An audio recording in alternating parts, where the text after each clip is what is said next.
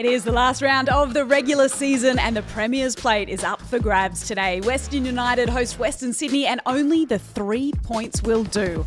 Can they put pressure on Sydney FC or will the Wanderers play spoiler and hand top spot to their arch rivals? Welcome to Dove Zone. It is so awesome to see you for what is our final show of the regular season. I'm Neve Owens. It has been lovely to spend our Saturday Arvos with you and with you, Kat Haddad. Hello. It's been an awesome season. I've absolutely loved sitting here. I'm going to miss this chair next to Teo. I know, and the pillow battle each Saturday afternoon. It's neutral it ends today. The pillow is neutral today. It really today. is. Teo Palzeri, always nice to see you. Nice to see you too, Neve. And two-time championship winner with Melbourne City, Riley Dobson. Hello. Hi. Riley, for the final weekend of the season, and we're about to look at the ladder in a moment's time, when there is still so much on the line, what's it like as a player? Are the nerves, the vibe different? Oh, I'd say everything starts to escalate. Like, you're invested. You live and breathe that final round, knowing that coming into the finals, it's do or die. It's just a beautiful time in the season. Because we love it, watching on, and for the neutral and people who are super invested as well, the final weekend is such fun. I imagine for a player, it's also kind of anxiety-inducing. Oh, look, you get anxiety, but at the same time, you're so competitive, even at training, and they're trying to keep things lighthearted, but also know that everything's riding on a game-by-game basis. We're going to speak to so many players throughout the show today, and we'll ask them that question over and over again. We would love to hear what you think as well. The hashtag is DubZone. Let's have a look at the games coming up today and right across this big final round of action. This morning, the Knicks almost nicked it, and they certainly nicked a point against Melbourne Victory. And we'll have a look at those highlights in just a moment's time, which means Perth Glory, regardless of what happens this afternoon, cannot play finals football. Western United still fighting it out for the Premier's Plate. Sydney FC with anything against the Jets this afternoon and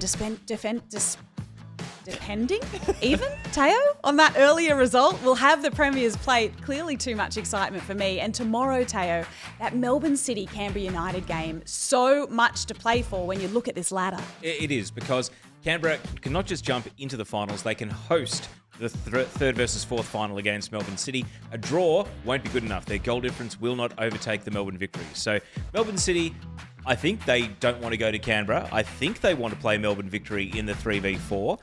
But they did lose to Victory last time they played them. So plenty at stake there. Western, their goal difference isn't good enough to leapfrog Sydney FC. They have to win. And when we talk about the top four, it's first versus second, winner direct to the grand final, loser gets a second chance.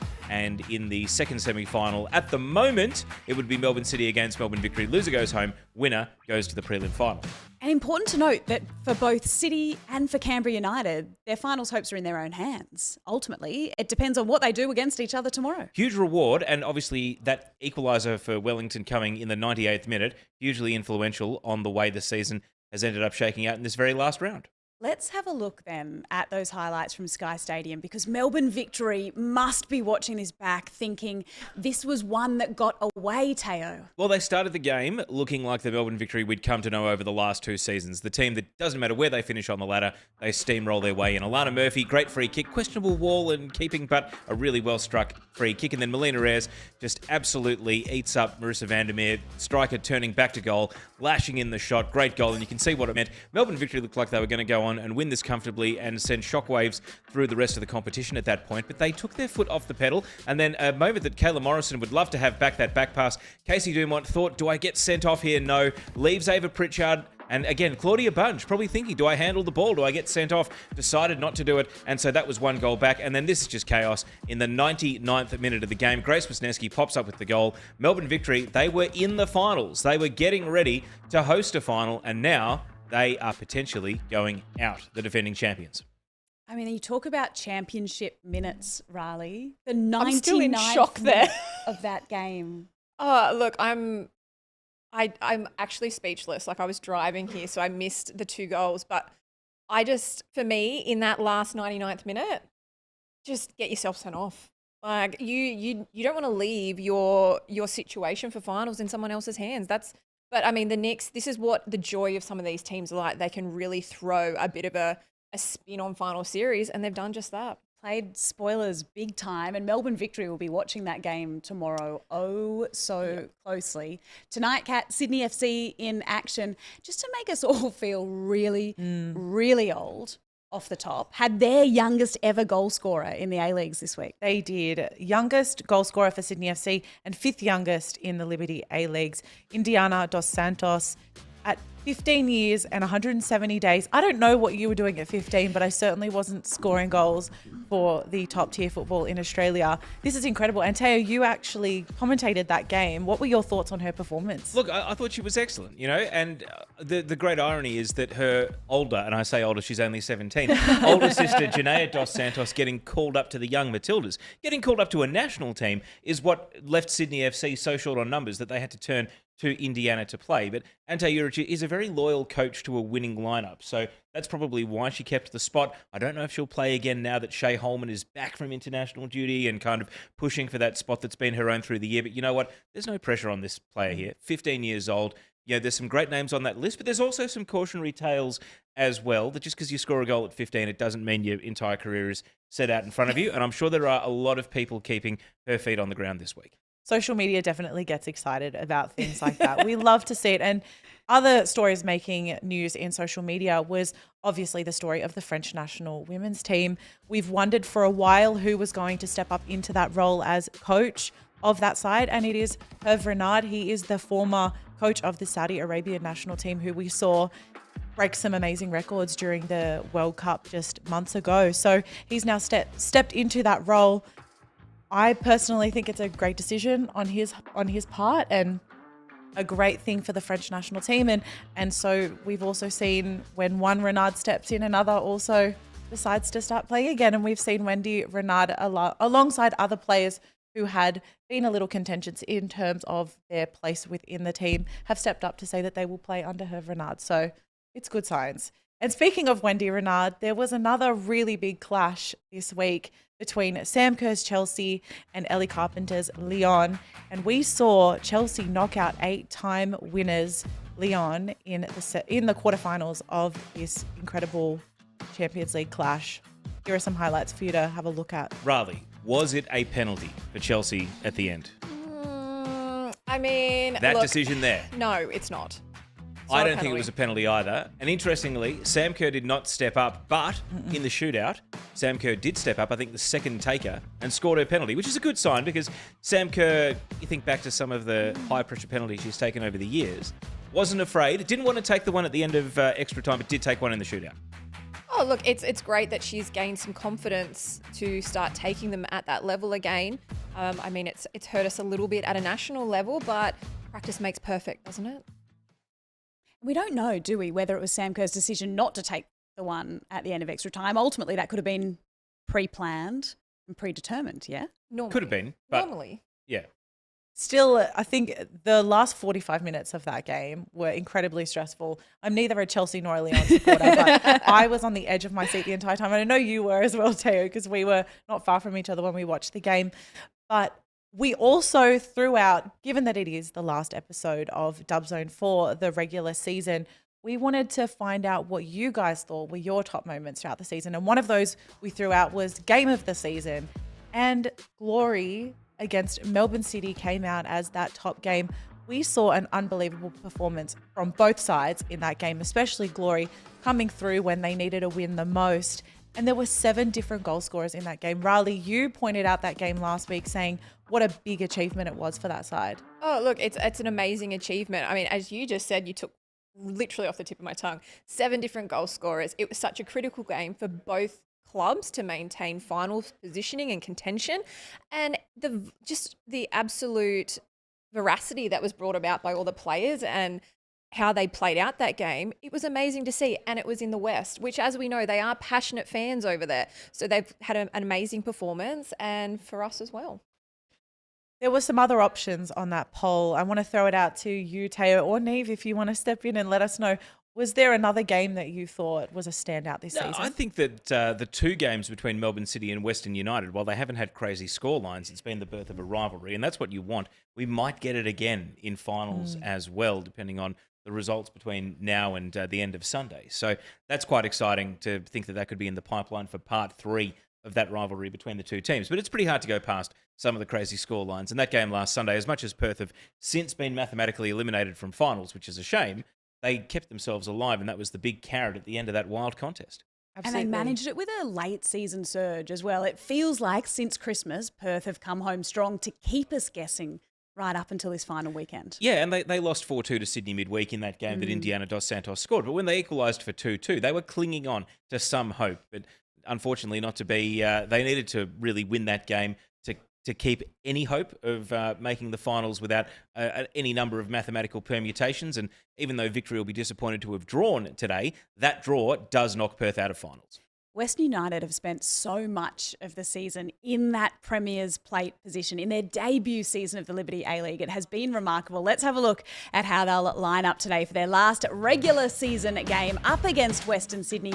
Teo, full strength, going after it, chasing the plate. Absolutely, but they have had to make one forced change. Emma Rovers went off injured last week, and so Stacey Papadopoulos comes into the defence. Bit of a reshuffle then for how they set up the midfield and the front three. Very interested to see what role Angela Beard plays today. Western Sydney Wanderers, one change, no Claire Hunt. The club has said she's already reported for international duty, which is curious because the window's not open yet, but we'll leave that to FIFA. So they bring in Amy Chisari to their starting 11 today, and Kush LaRue added to the bench. So Western Sydney, they can really spoil a Western United season here. They were the first team to beat them, Raleigh, and now they can make the title. They can decide it here because Sydney might win the Premier's Plate without having to kick a ball. Oh, 100%. I mean, as you just said, Western United, they're drowning at the moment. They're not even treading water. They're drowning. So they really need to put on a show here.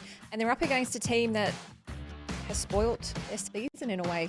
So it'll be interesting. And a team that's really hard to beat, right? Western Sydney, while they didn't have the strongest start to the season, they haven't been thumped. No, and that just shows the determination of a team as well as they're well drilled, they're set up. So I'm very interested to see whether they're going to play in a block, what their setup is really going to be like, and how, as we said, what role is Angie Beard going to play? Because for me, what I've seen in a number of games is her starting to push on forward and drive, and that's when we've seen Western United actually capitalise a little bit going forward.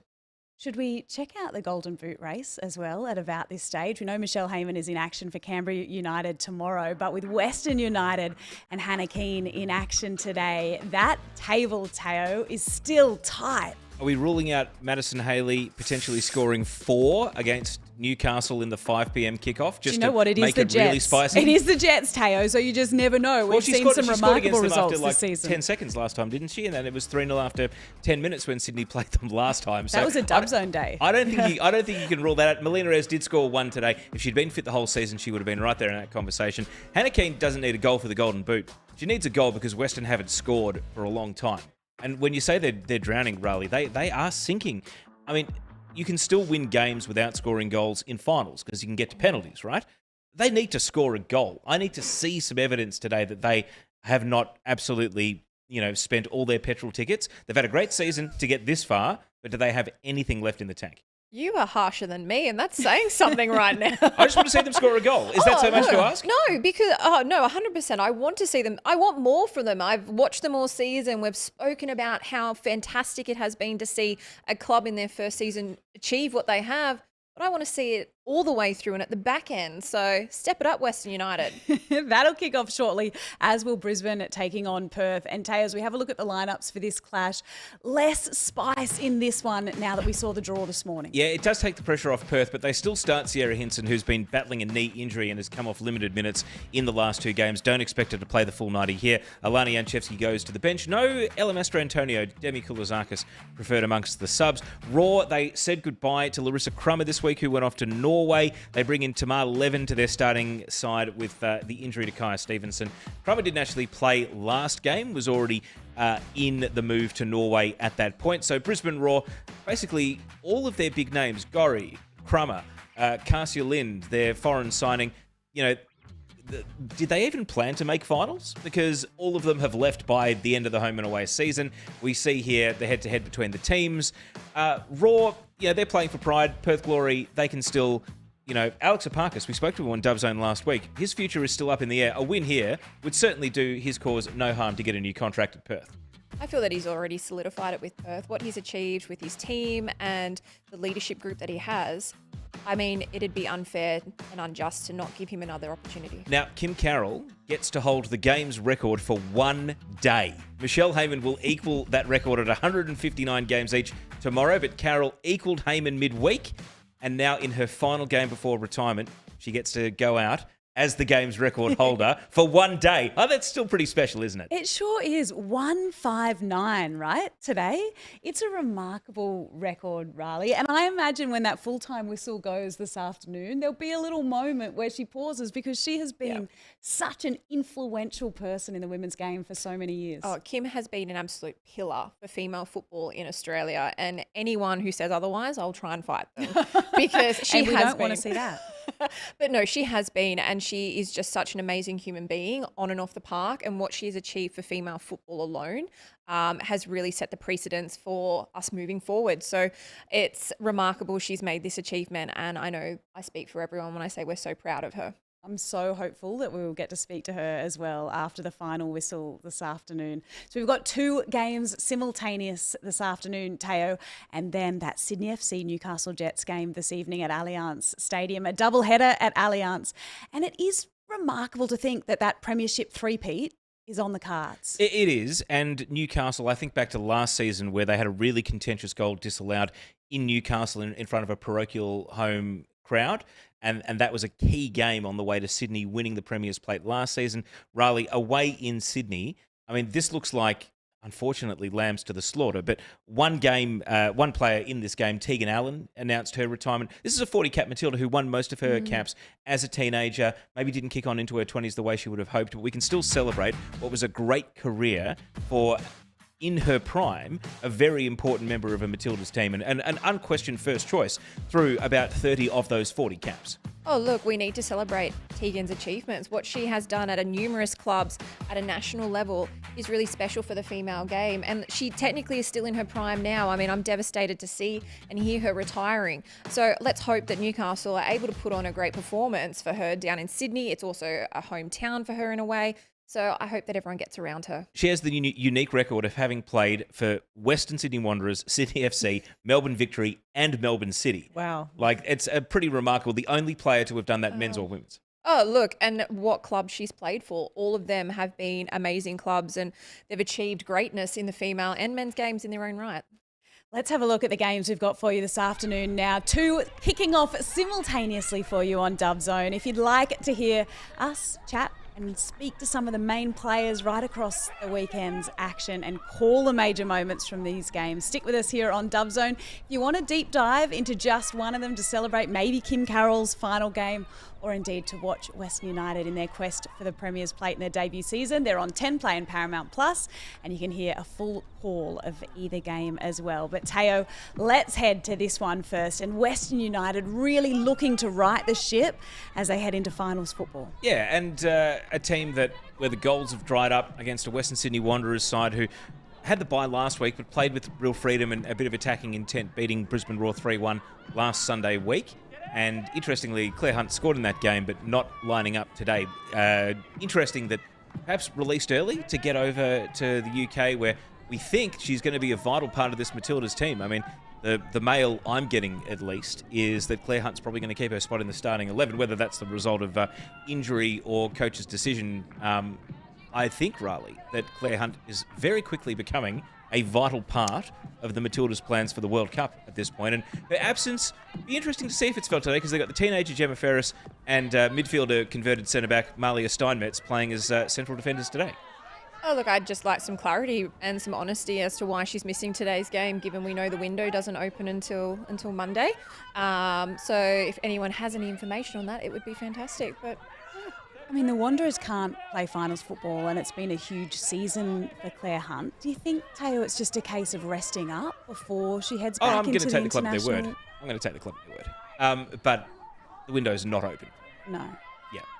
So as far as Western are concerned, though, Riley, their game style, we've said it quite a few times this season, they don't like having possession of the ball. They really prefer to hit on the counter, use the speed and the strength. It's Hannah Keane and Carly Johnson now that are very much the players they'll be looking for in wide areas to get on the counter-attack. But the issue has been, ever since Jess McDonald has gone, there's that extra attention on Hannah Keane. Teams have now got more footage to scout her with. Not that they had any excuses. This is a player who's played in the Women's Champions League. You know, there should be plenty of footage to scout. But at least they now have contemporary footage to scout her with. And that's one of the reasons the goals have dried up. Oh, I honestly believe a lot of it is Jess McDonald. She took a lot of pressure and she was able to create that space for Hannah Keane and the opportunities. Right now, there's no players really providing the opportunities for Hannah Keane. So she's having to leave her position and drop into the midfield, or she's trying to cover way too much up front. So she's actually doing more work than what she really needs to do. She just needs to hold a position and play that. And her teammates are the ones who actually need to be getting a rocket up their backsides and being told that they need to be doing their job better, because quite frankly, they're not. You've got a star striker up front who can't score a goal at the moment because the ball's not getting there or anywhere near there for her to be able to perform. They haven't scored since the 26th of February. It's been more than a month since they've scored a goal. Could this also be the absence of Chloe Lagazzo? I know we talk about J-Mac no longer being with the team, but we've also seen the absence of other key players like Chloe. I mean, Chloe, though, had limited minutes. Like, yes, she would have contributed a lot of leadership off the field, even when games are going on. And, you know, she pulled out some great performances and a couple of goals as well when she was on. But I just feel that McDonald provided a significant kind of... I can't even find the word, but what she gave for the team was very, very special, and they can't replace that. Early yellow card here for Bethany Gordon, the player known as Bethany Button, because all of the databases have the wrong date of birth for her. And when you actually find out her age, she's actually 2 years younger. Yeah. Apparently, she's. If you Google her, everything says she's born in 1998, but she actually did an interview with Radio Dub where she said, "I'm born in the year 2000. All the databases are wrong." So Wow. I would love to find that Same. out personally. Oh, Just sorry. Actually, you know, I was going to I'm 5 say years I'd love younger to than I do thought I that was. for myself. Just go onto Wikipedia and change it. Since I found out last week 26 is old, I think Yes, I need Teo. to change my Anyway, yellow card for Bethany Gordon, not Bethany Button. And we have a 2-player wall here. Free kick for Western United, trying to allay some of those goal-scoring concerns. And that is bending onto the roof of the net. So very close for, I think, the returning it was Adriana Taranto, who's no stranger to a shot from long range. But that's encouraging there, both the run through the left side and also the free kick for Western. But talking about injured players, I think one that's gone under the radar because she's not a Matilda like Chloe Lagazzo or a US international like Jess McDonald, that ever since Amy Medwin tore her ACL, I think the Western United defence has also looked a lot weaker. They've had to bring in Julia Sardo at times. They've tried Angie Beard. They've tried TJ Vlanich as a defender. And for whatever reason, Sydney Cummings' passing and distribution out from the centre of defence has become a lot shakier as the season's gone on. That could also be, again, teams having more footage to scout with and being able to devise more strategies. But I really feel as though the dip in form correlates really as much with Amy Medwin's ACL injury as it does with the departure of Lagazzo and McDonald. Yeah, definitely. Because, well, as I've mentioned before, Medwin has been at a number of victories. She's been as a train-on. She's been a train-on at Melbourne City. So she's been around the types of club where defence and that discipline is very, very important. So that's what she brings, or what she did bring to Western United. And when you lose a player like that, it can really upset the tempo and the balance in a back line.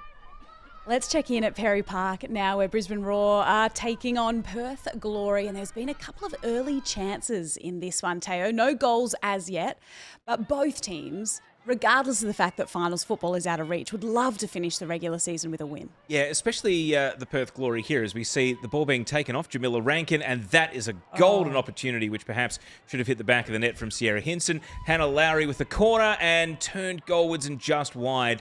And I think... hard to ID who the player was that had that headed chance. I'll try and chase that up. But Perth definitely coming out and playing this game, Riley, like that spot in the finals is on the line. And it's good to see no mental switch off there, because I'm sure a lot of the planning of an elite player, especially when that kickoff time is at an awkward sort of, the game ends about 90 minutes before you kick off, so about 45 minutes before you go out and do your warm-up. It's very hard to flick a switch, because you know that if you mentally don't take the game as seriously as you would have if it was for all the marbles, that's where you leave yourself vulnerable to getting injured or doing something unnatural that might, result in a really poor performance. Oh, and that's where games capitulate, not just as a team, but as an individual player. And what I love is that Perth have been one of those teams this season who have been quite disciplined in their approach to games. Yes, they've had a couple of slip-ups, but they've maintained that consistency. And as we've seen since December, where they've played most of their games at home, they've now won 5. They won 5 straight at home with 1 draw. So they didn't lose any games. And I'm really, it's disappointing not to see them in finals contention, but the fact that they're going to still put on an amazing performance is what they're trying to do right now. It's only going to, it's going to grow their fan base. How much of that do you put down to Alex Apakis and his coaching at the back end of this season? I've been really impressed by what he's brought to Perth Glory's women's program the last couple of years. I know that as we spoke with him last week, his coaching his coaching contract is up for renewal. What he has instilled in these girls through a very tough period for football in Australia it's been amazing and important to watch and grow, and knowing that you can have success over there. Now, thanks to Glory's social accounts, they made a late change to their starting 11. Gabby Coleman is starting. Sierra Hinson has gone to the bench. So I wonder, with that knee injury, if the plan was Sierra Hinson plays, if Perth Glory had to win today, and now that the pressure is off, perhaps, they've moved Sierra Hinson back to the bench. Yeah, I feel that's also that is a big decision and an important one from an individual player welfare. To see a club willing to go, you know what, she's vital, but now that this game doesn't have as much importance riding on it, we still want to put on an amazing performance, but we need to look after the welfare, both physically and mentally, of the player. So well done to Perth Glory and the staff there who have made that decision, or whether it was Hinson herself. I think it's really, really critical. Riley, what's the mindset of a team when finals aren't necessarily in sight, but you've still got to play, and you obviously don't want to lose? It's a reputation that's online as well. What's going through these players' minds in a game of this calibre? Yeah, I was in this position with the Newcastle Jets a fair few times when I was there, particularly when you're probably going to sit in that 5th spot. There's nothing you can do about it. And you just think, okay, the fans are here. We still need to put on a performance for them because they've carried us through this competition. My teammates, majority, they've really busted themselves, and everyone's put in for the season. And knowing that there's another season coming, and I still want to show that I care about this club, I care about the performance that I'm putting out, so that when push comes to shove and contract negotiations, I can actually hold my head high and be honest about why they should be signing me again. It's such an interesting point, Teo. Looking ahead then to Sydney FC's game this afternoon, because depending on this result, if Western United win, well then the Premier's Plate, Sydney FC still have plenty to play for. If Western United do not win this game, Sydney FC know they have the Premier's Plate before they take on the Jets this afternoon. Does that then change Ante Juric's approach to this game? It's a really interesting question, because we heard from Nat Tobin last week. He doesn't like changing winning combinations, but I would think he'd go and warm up more players than normal, just in case this game ends in a draw or in a Western Sydney Wanderers win, and then anyone who's just not 100%, maybe they've been carrying players right up to this international break, because there is a weekend off before finals due to the international break, so it means that maybe some players are sort of pushing towards the red and getting to this final, hoping their way around. And let's not forget, they played midweek, so for a number of their players, it will be their 3rd game in the space of, 7 days? They played on Saturday last week. So 3rd game in 8 days.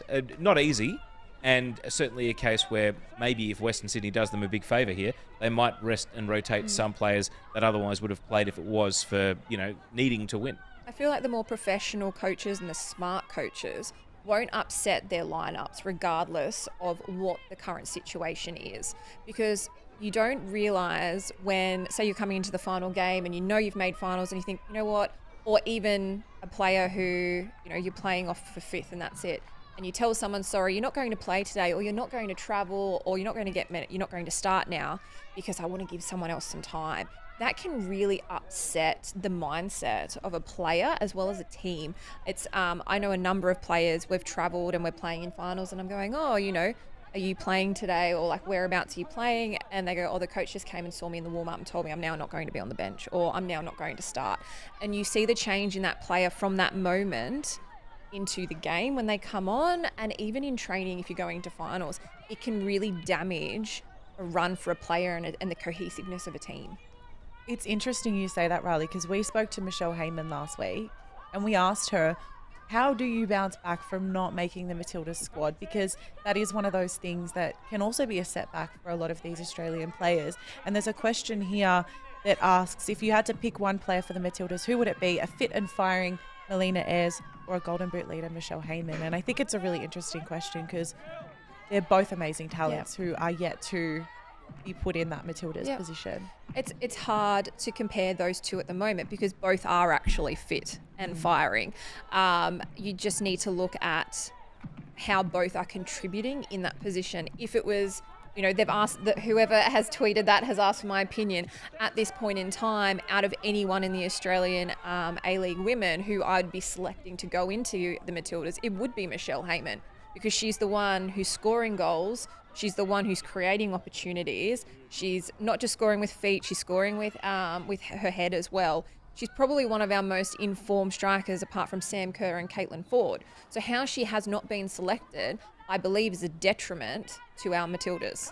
Can I be devil's advocate here? Is 100%. part of the problem that Remy Siemsen will continue to play in the WSL as of, beyond next weekend or the weekend after, whereas Michelle Heyman's season ends when Canberra's ends, and there's no indication at this point that there's a short-term loan or that she's going to go to Europe or that she's got anything lined up to actually keep her out on the pitch and playing. And so the form we get by the end of the season in the A-League Women's, that's it. Whereas Remy Siemsen, she scored one goal against Manchester United, no less, but she will continue to get games between now and the World Cup. And we're talking about three players, Ayres, Siemsen and Heyman. None of them are in the Matildas squad right now. All of them are really fighting as a contingency plan in case of injuries to others. Okay. And personally, I think, Holly McNamara is a different player. She's a winger. She's not a centre forward. But if I'm looking for a centre forward, I'm probably still taking Remy Siemsen ahead of Michelle Heyman if it comes to that. Really? Yeah, if it comes to that. I mean, for me, though, you're saying, the game time situation. We see players in the Matildas time and time again, numbers every international window, who aren't necessarily playing, who are injured and are not getting appropriate game time in any shape or form, and they're still there. So that's the same as saying the likes of Michelle Heyman, Melina Ayres, any of those girls in that window, they're getting more game time and everything. We kind of have to compromise here and accept that the ones that are getting picked no matter what don't need the minutes and don't have to prove themselves and don't have to play well. And the ones that are outside the tent, they're the ones that are going to break the door down. But they are proving themselves. They've got to While break the door these girls are not they're not playing, they're not getting minutes, they're injured. The point of being in a national team... No, but you're talking about best case scenario. I'm talking about the realistic scenario of what we're dealing with. I'm talking about the realistic situation right now and going into a World Cup. We have girls who are injured, they're not getting minutes. All your best teams in the world, you get taken because you have earned the right with your current performance, your current form. Yes, there are exceptions to the rule. Someone like Sam Kerr, Caitlin Ford, Steph Catley, they would 100% be exceptions to the rule. But if you are injured, you shouldn't be in camp.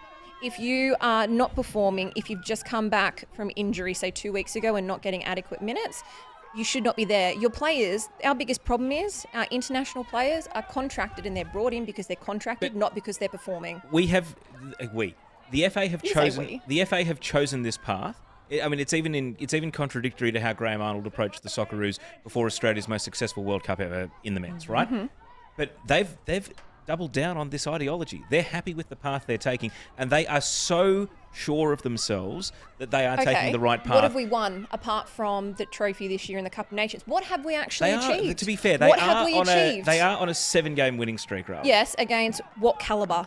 Yeah, but what calibre of countries are we coming up against? Let's see how we go against England. Let's see how we go against some of the big teams. Well, would you back off them if they beat England? Yes, I would, pending if England put out their number one team. Okay, all right. If you want to be the best and if you want to prove that your pathway and your set form is the way to go... You're right, but I don't think you're realistic. Hang on, what did you just say? You're right, but I don't... Oh my goodness, can we please record this moment forever?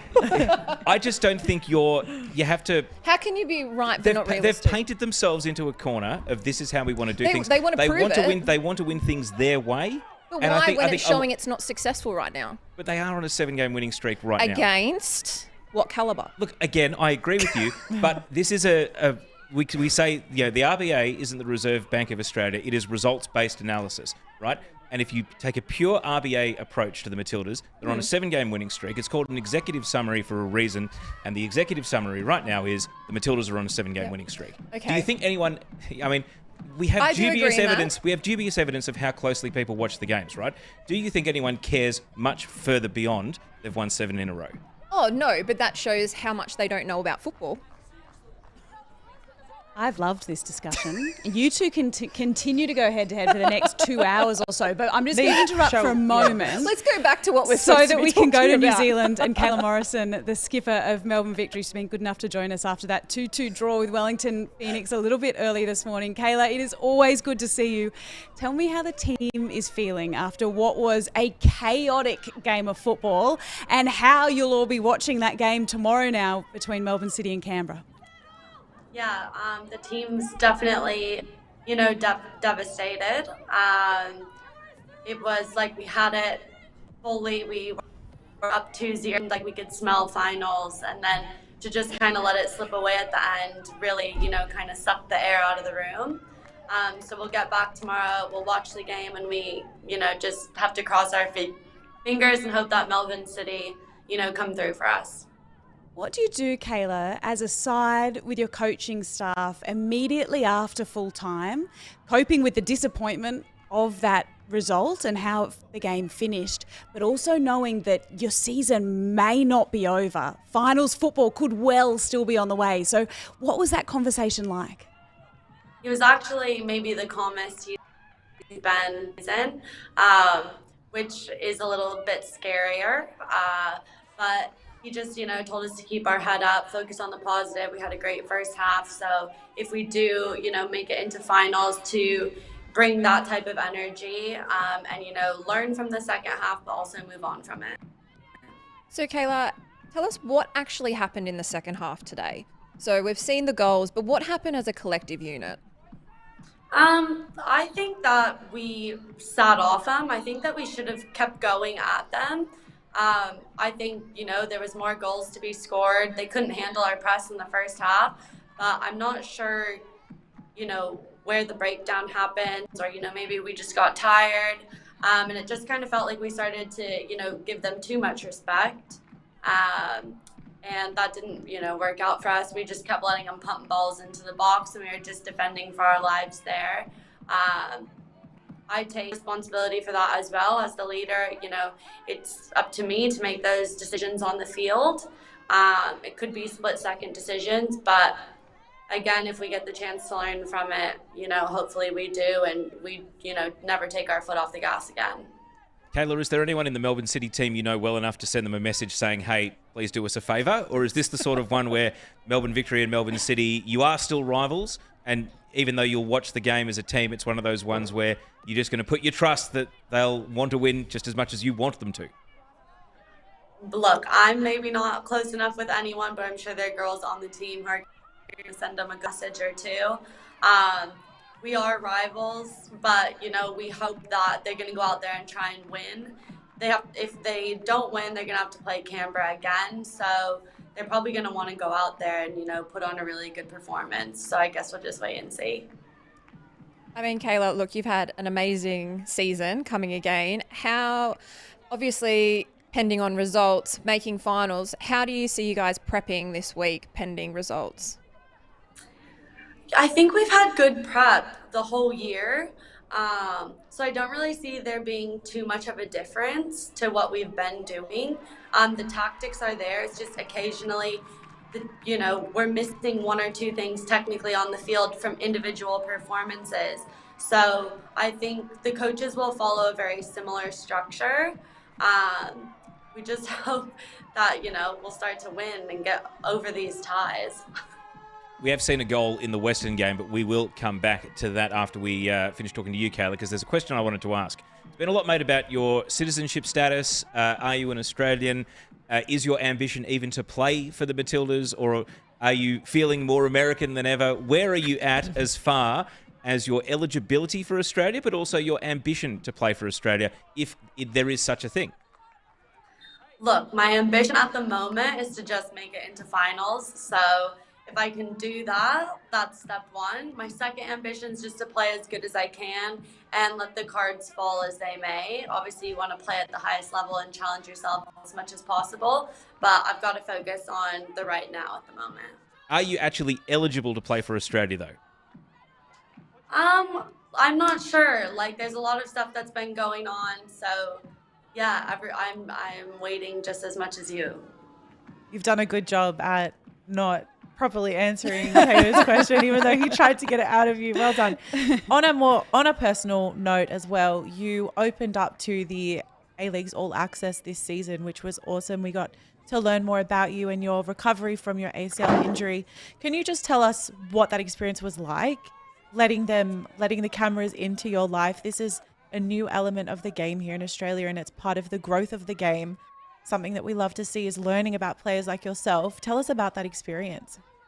Yeah, I was definitely vulnerable. And it was maybe a little bit hard because I don't want, even the girls on my team to see me cry.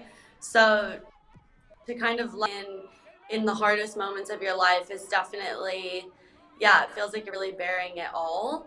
But in saying that, I've had such positive feedback from everybody, even like young girls at the game coming up and talking to me, people reaching out to me on Instagram if they've just been injured. So I feel like I've gotten a reception to it. And I think it's made me more of a human to a lot of people, not just like an athlete out there. So I actually think a lot of positives came from it. And if anyone had the chance to do it, I would tell them definitely to do it. Vulnerability is definitely a superpower, and you're a superhuman. Kayla Morrison, thank you for joining us on what is a tough day for Melbourne Victory, but still plenty of football left to be played. Thank you, mate. We'll speak to you again soon. See ya. Bye.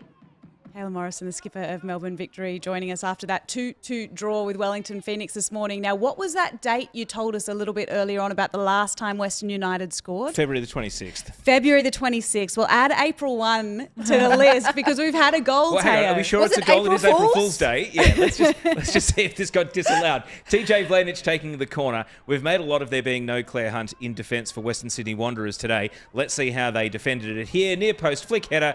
In it goes, and Hannah Keane has a goal. That brings her level with Michelle Heyman at the top of the Golden Boot. Really nice corner routine. Good flick header, and Western Sydney Wanderers left to lament falling behind. In addition to the early yellow card, which we did see for Bethany Gordon, Amy Harrison has also been as well. So they've already got a couple of players walking the tightrope early in the first half, but Western United have scored 2 shots on target so far. Western Sydney, by contrast, 1 off-target shot. They've created very little in an attacking sense, but that will be a massive, massive relief for Western United that they have scored for the first time in more than a month, and that Hannah Keane is now back level with Michelle Heyman at the top of the Golden Boot. Game on for Golden Boot. This is what I love to see. And I mean, I've been a huge fan of Hannah Keane and what she's brought not only to Western United, but the competition as a whole. So it's great to see them get a little bit of a spring in their step, and hopefully this means more for the game. For Mark Torcaso, who we just saw on the sideline there a moment ago, how much of a relief is it? Because obviously he would have been talking, I'm sure, to the team about not needing to panic. They have finals football locked. They've had such an incredible season to date. But to see that ball hit the back of the net after a long old month for the side, I'm sure would be a relief as well. Oh, I think you saw how the girls celebrated post-goal. It was almost like a sigh of relief went through the team. And I feel what they would have seen today is, okay, yes, we want to win and we want to show our calibre, but also just relax. There is no pressure right now in terms of pushing for finals.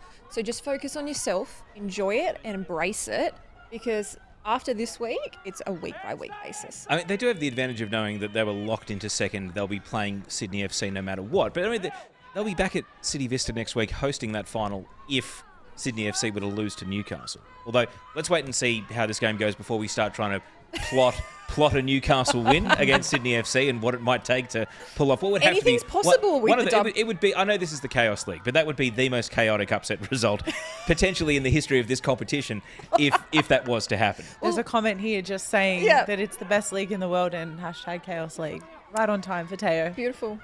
Love it. I think we're just getting too excited today.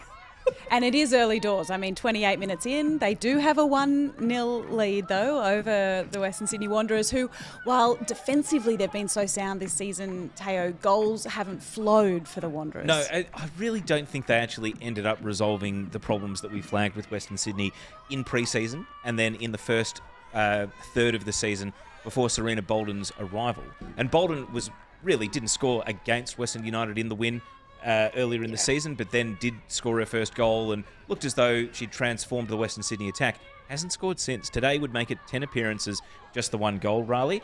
And you look at the strikers that they've brought in. Sophie Harding has fought hard this season, but she really is more of a winger than a centre forward, and she's ended up scoring 2 in what would be 18 for the campaign now. So it's certainly not the return that she might have been hoping for over the course of the season. Amy Harrison has scored 3 from midfield.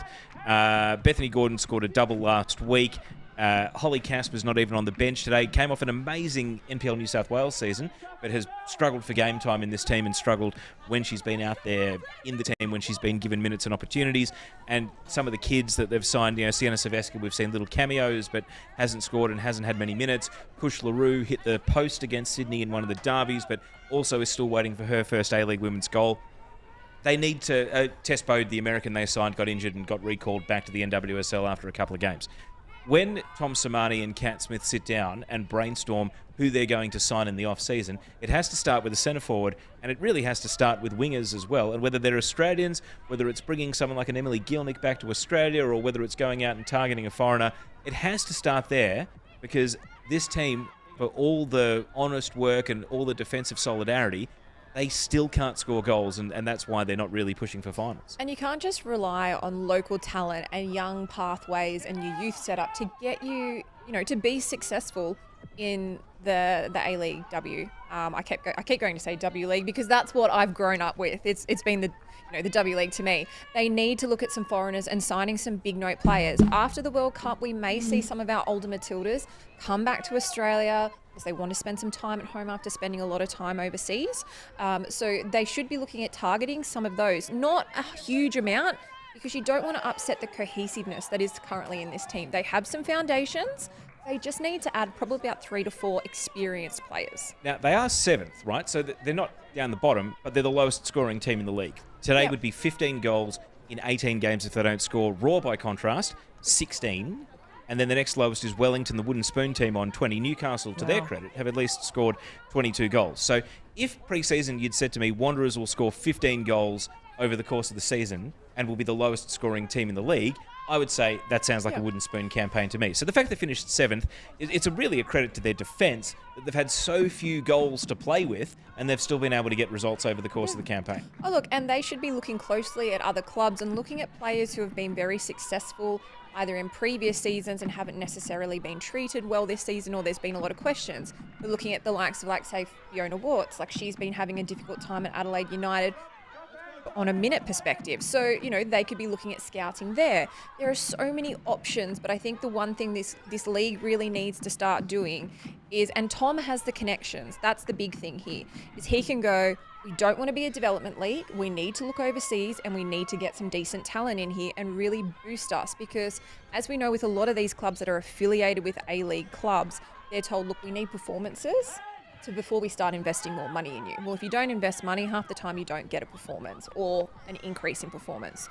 So let's pull some players from overseas, and Tom can do that, and then they may see some success. See, it's a bit like the Hannah Keane discussion, though, in that I actually don't mind who they signed this season. I thought Holly Caspers was a good signing.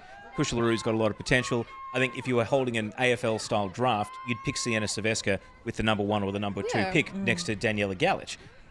But unfortunately, their minutes this season, I mean, it's been kind of a sink or swim approach. Kat Smith has, I think, been pretty ruthless with regards to, you come in, if you don't perform, you're out. I've got lots of options to choose from on the bench. And I think when we had Kat Smith on Dubzone, I asked her why she'd used 23 or 24 players over the course of the season before deciding on that starting 11. And I think really, it's not having your number one striker leading the line for the others to feed off and build relationships with. It's been a far higher level of reliance on Sophie Harding, who, let's not forget, didn't make her A-League Women's debut until 21. This is a player who's fought through the NPL, not represented Australia at junior level, and is an NPL success story, but you're building your forward line around her and Serena Bolden, who, Philippines international, may have played in the Japanese league, but certainly not a primo top-line international player coming into this competition. So I feel as though if they had a definitive number one forward, everyone then gets a lesser defender, less attention, more opportunity to show what they can do. And there's no reason that a Sienna Saveska couldn't have broken out this season with 3 or 4 goals, because a different forward is attracting far more attention from the opposition. And that's why you look at signing a couple of bigger players, and they don't have to be, amazing ones like a Wendy Renard. You don't need someone of that caliber, but you need players that create a spine. Every team generally has a spine, so 3 to 4 players who take the pressure off others who would normally carry the team, like a Sophie Harding. Well, and I don't think there's evidence that Tess Bode was going to be that player in the games we did see, Jitka Klastikova has been dropped and left out of this team numerous times through the season. So they've effectively used a foreign player spot on someone who I think, frankly, is not up to A-League Women's level. And we do see that time and time again in some of the more bottom-based teams, because they don't necessarily have the finances, and we need to be realistic. That's what this comes down to with a lot of these clubs, is it comes down, and just football in general. Can I ask you about Serena Bolden, though? Because when she joined the Wanderers, both the vibe that she brought at training and indeed the goals she scored in those opening games seemed to really lift the team and bring them together and give them hope that this season could turn out very differently to the way that it had started. So what changed? Look, sometimes it comes down to relationships in teams, whether people see them as a leader. Sometimes when I know you meet some players and you're scared of them, and then you find out that they're actually a really amazing player and they can really pull a team together. I don't know all the ins and outs of what's gone on there. That's me being very honest. And I don't know, I can't actually give you like a true answer, but a lot of it does come down to relationships. My very quick answer would be Western Sydney built a pace and power team, and Serena Bolden was a refreshing new taste of pace and power and speed, and after a couple of games, you learn how to defend that. Yeah. In speaking to Sophie Harding and asking her opinion on Serena Bolden, because you'd only played 3 or 4 games with them when I actually spoke to her, she spoke very highly of the leadership that Serena brought and the enthusiasm. She said she's got such a passion for the game that encourages everyone else to get involved. Yeah. But to Teo's point, I think it may not be a case of Serena not performing, but everyone else figuring her out quite quickly and working out that if they can shut her down, they can stop a lot of those opportunities for Western Sydney. Well, I mean, you look at exactly the same reflective in Western United. You know, you shut down or you cut off kind of the oxygen supply to Hannah Keane, and then all of a sudden they crumble. Another player who's absolutely been performing this season is Maria Rojas for Melbourne City. City have a massive game coming up tomorrow against Canberra United, and Maria Rojas has been good enough to join us on Dove Zone this afternoon. Maria, can I start by asking you how closely you've been watching the other results today, that draw for Melbourne Victory this morning, and how you balance that with knowing that ultimately finals football is in your own hands? Yes, absolutely. We had training though this morning, I have to say. So it was a little bit like finishing training and the game was on. So we didn't know until late. But obviously, the result today, good, but we are still focusing in tomorrow's game and on us really and to get the win. That's for us what's more important, to get ready for finals. How much of the talk this morning was about you and your team ahead of tomorrow's game, and how much of it was about the table and Canberra United and what those different permutations are? It's been the whole week trying to focus in on us really and trying to work on things that we've been doing really the whole season. You have seen it. Melbourne City, us, we've been really good. We play good football, and sometimes those results haven't shown on the field. But I think for tomorrow, we are really ready to just to step up, but to just we need a win, and we want that win, and we're hungry, and we've been working for that. So hopefully tomorrow everything works out well and on our favor. Your neighbours just down the street, Melbourne Victory, will be very happy to hear that fighting talk. Maria, look, I absolutely love watching you play, particularly for my old team, Melbourne City. You bring such a spark, and just hear you talk now, it's very much the passion that rides within that club. So for me, watching you come in at the start of the season, and then you had that little break in between and before re-signing, how has the cohesiveness within the team changed from the seamless start to the season, and then obviously when you came back in? Because it just seems a little bit clunky at times, but you still bring that absolute, just that vibe and really lift the team. For me personally, well, you said it. It's been an amazing season because, first of all, Melbourne City is such a big club. My team is amazing and very talented. And before I left, yeah, of course, it's amazing scoring all those goals. I was with the team, coming back now, having Wilkie back, Holly back, also being really good because they also very very talented players. Amazing to play alongside with all of them. Well, obviously we have to keep working on what we need to do on the field, but just I think there I would say that we need to finish and score more goals probably.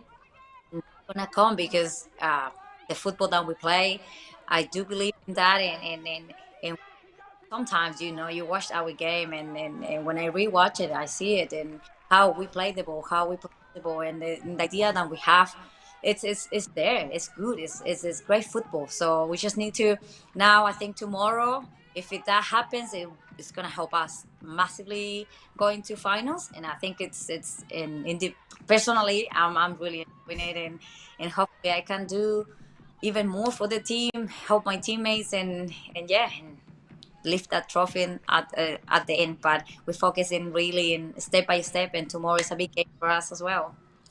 Cote, what's the living situation like? How many housemates have you got? Because Julia Grosso put out a behind-the-scenes video of what it's like at Melbourne City this week, and she appears to live quite a chaotic life, and you made a brief cameo in that. So are your housemates all buzzing around, or are you afforded a little bit of privacy? How does it work there currently living with all your Melbourne City teammates?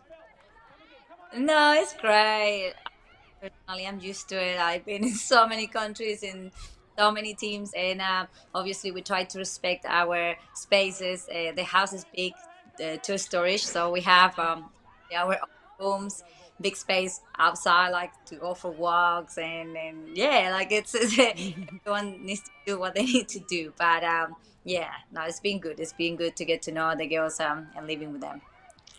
Cote, I had the privilege of seeing Chile play at the Women's World Cup playoffs in New Zealand not that long ago, and I saw you play. Obviously, the result did not go your way. Can you talk us through the mentality of the team off the back of that result, and then what's next for La Roja Femenina? Yeah, well, like we just had it like not a bad game, but unfortunately, the results are the results, and we out. But I get a lot to learn. Now everything is changing. Back in Chile, they bring in people, new coaches, so we're waiting for that really, to see who is gonna take the coaching role, and then we have to prepare the Copa. The Pan Americans game, sorry, that's like the Olympics, but only in Latin America. So it's a big competition. I'm excited personally to keep performing. I need to keep improving and all of that. But now, obviously, we don't have any FIFA windows, so I'm gonna stay here and then see who is gonna be the coach, and then yeah, keep really performing, hopefully, and to get that call back so I can play. The tournament is gonna be in Chile, so I'm hoping to just be able to do that. That's gonna be in September. And you've been able to go all over the world. Obviously, your connection to Australia is pretty strong, mainly through Adelaide, where you were playing in the NPL. But you went to Cyprus briefly, I believe. So where does the journey go after your time with Melbourne City ends? So obviously, my first thing is and focus at the moment is well be in the finals obviously and to win to lift that trophy for us for the club and I believe we deserve it. And after that, I will have to plan with because we are not going to the World Cup. I have to replan what my options are and see. But I think we need a couple of days to go home, Adelaide, and then just spend some days there, and then yeah, make the decision if I'm gonna keep playing here in Australia, MPL, or going overseas. But again, it's a difficult because we didn't make the World Cup, and I know at the same time I have to keep performing and improving. So I need to be ready if the national team is back at any day. I need to be ready to go. So I have to replan, to be honest with you. Maria, we cannot wait to continue to follow your journey, starting at Amy Park against Canberra United tomorrow. Good luck tomorrow afternoon. Thank you so much, guys, for having me and nothing. Just appreciate it. So let's go for that win. Good luck. Maria Rojas from Melbourne City joining us ahead of what will be a massive game in the Liberty A-League. 5:40 p.m. kickoff, Amy Park tomorrow, Arvo. Plenty of eyeballs will be on that one, including the Melbourne Victory team, I'm sure, heading into finals. All right, we are approaching halftime, Teo, in both of our games this afternoon. It remains 1-0 Western United over the Western Sydney Wanderers. No goals yet between the Raw and Perth Glory. So let's have a look back at an opportunity that we saw. Yeah, this was Brisbane's only shot on target for the half. Holly Palmer forcing a very good save there from Morgan Aquino, batting it away. Perth have had 9 shots, just the 2 on target. Gabby Coleman here scored midweek and would have loved to have done better with that chance, which Hensley Handcuff was able to save. And then we see Liz Anton, the Kiwi, here to Hannah Lowry, who's playing game 50 today, which is a great achievement given she's only a teenager, and the ball was batted out for a goal kick. So for a corner kick, I should say. So into the last 30 seconds of the half, yet to have a goal in that game. Perth 0.48 XG, Brisbane just the 0.17. So 4 shots, 1 on target. If they can do something from that set piece right there, they might be a chance of grabbing the first goal. Western Sydney Wanderers looking for an equaliser against Hilary Beale, who bats that corner away. And as we've gone into 2 minutes additional time at the end of the half, that shot from Amy Chisari is held onto again by Western United. So they are currently top of the ladder as things stand, which means Sydney FC will be game face on at 5 p.m. this afternoon in their game against Newcastle, needing to win in order to capture the Premier's plate. How impressed have you been with the performance of that player that we just saw a moment ago, Hilary Beale, this season? She has been an absolute breath of fresh air. There's 2 keepers that have been a standout for me this season, and that's her and Handcuff, who's playing in our other game for Brisbane Raw. And I think up until last week, they were the 2 goalkeepers that hadn't made a personal mistake themselves that has led to a game. I think that was that one of our stats we've had in previous weeks?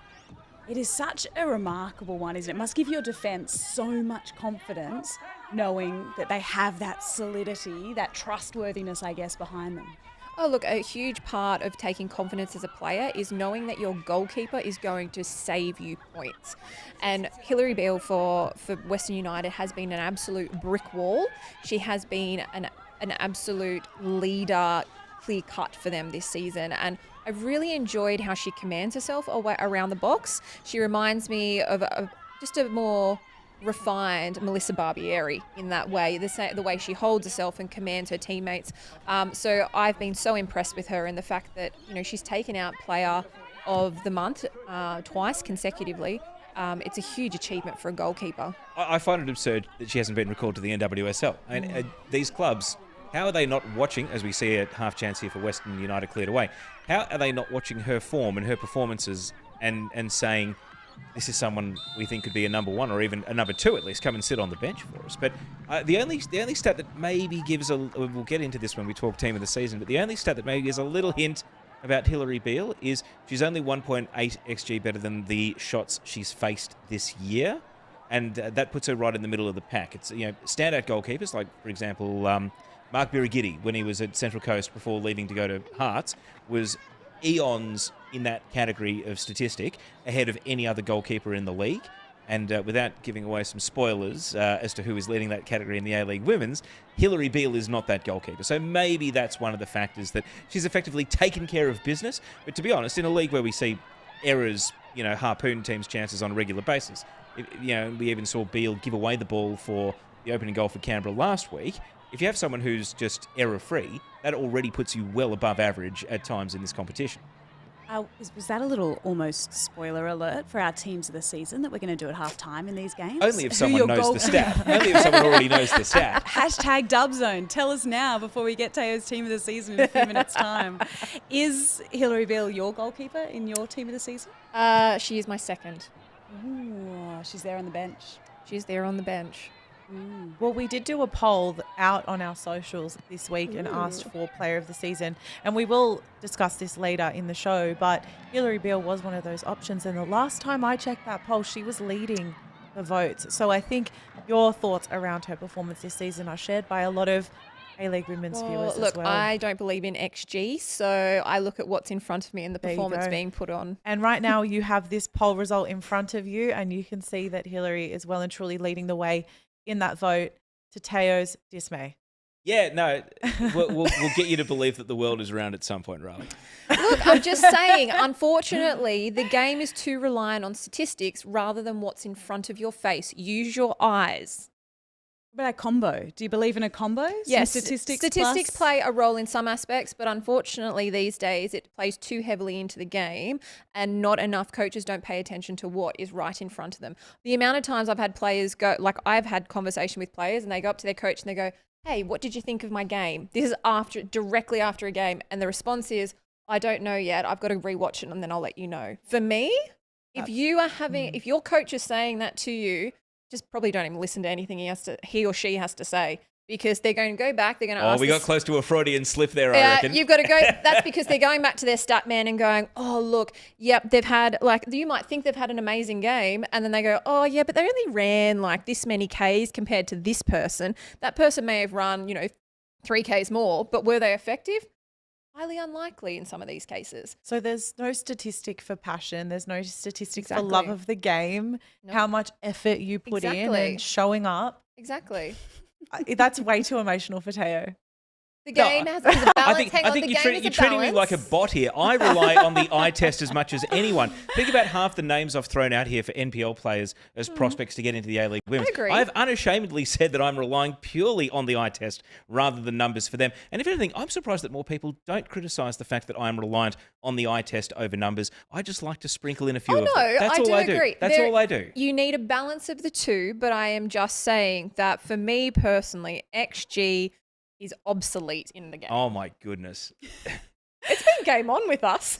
I'm going to jump in and let you know the halftime scores from our 2 simultaneous games on Dubzone this afternoon. Western United lead Western Sydney Wanderers 1-0 at halftime in their clash. And in the other game that is currently underway at Perry Park, no goals as yet between the Raw and Perth Glory. So while we are at halftime in both fixtures this afternoon, it is our final Dubzone this season. We'll have no more simultaneous games, of course, throughout the finals series. So we'll have those for you on 10 Play and Paramount Plus in full, and it's a nice chance for us to check in and share with you some of our highlights from our debut Dubzone season. Hello and welcome to Dubzone, our interactive coverage of the Liberty A-League season. This is Emma Ilioski dropping a ball in for Vesna Milivojevic. My fantasy team is going to the top. Can I ask you about Michelle Heyman and her current form? Isn't she incredible? Well, she looked like she was flying. Tell us about that goal line clearance, the header into your own post and then out again. I was just like, where's the ball? Where's the ball? Find the ball, and I got the ball. Oh, it's off the inside of the post, and no one can tap it in. Holly, are you on a minutes plan? We saw you come off at halftime today. I actually played 60 minutes, so thanks for noticing that, Teo. You see the wind has picked up. Chelsea Blissett is going to swing in this corner kick. City trying to find an equaliser. They've got it! I do want to shout out Greg the Unimaginative, who said that he loves this war between Teo and Teresa. But a 5, and you've given City an 8, who've lost to the same 2 teams Sydney have lost to. So I just find it interesting. I told you they'd Photoshop. I told you they'd do it. It's Null's here. You obviously used me for pre-match motivation for the girls to obviously go out and destroy Melbourne Victory on the weekend. I just want to know, did you credit me at the end of the game and give me a bit of praise for those 3 points? Oh, listen, I actually didn't know it was you until recently, so I'm very disappointed. We're mates. We're mates. Whoop, whoop. Someone's had a go at us. Oh, a penalty's been given. Oh, that looked like a bit of a gentle foul, if a foul at all. Okay, let's be honest. You can't sandwich a player, nor can you throw a shoulder. So it's a stock standard penalty. Are you sure, though? It's the ball's run a long way away there. Don't argue with this one. What you see is what you get with me on the pitch, off the pitch. And in the punditry setting, I provide an honest opinion, and that's what people need to remember. But hey, I had a lot of fun this week just because I was talking about the A-League Women's every day with a whole host of people that normally don't engage with the league. Now the effort. Cass Davis. Agnew. Gets it back from the American. Davis cuts inside. Agnew! It is Cass Davis. Captain Fantastic. And wouldn't you believe it? Unbelievable. Cass Davis. And a perfect time to get your first ever Liberty A-League goal.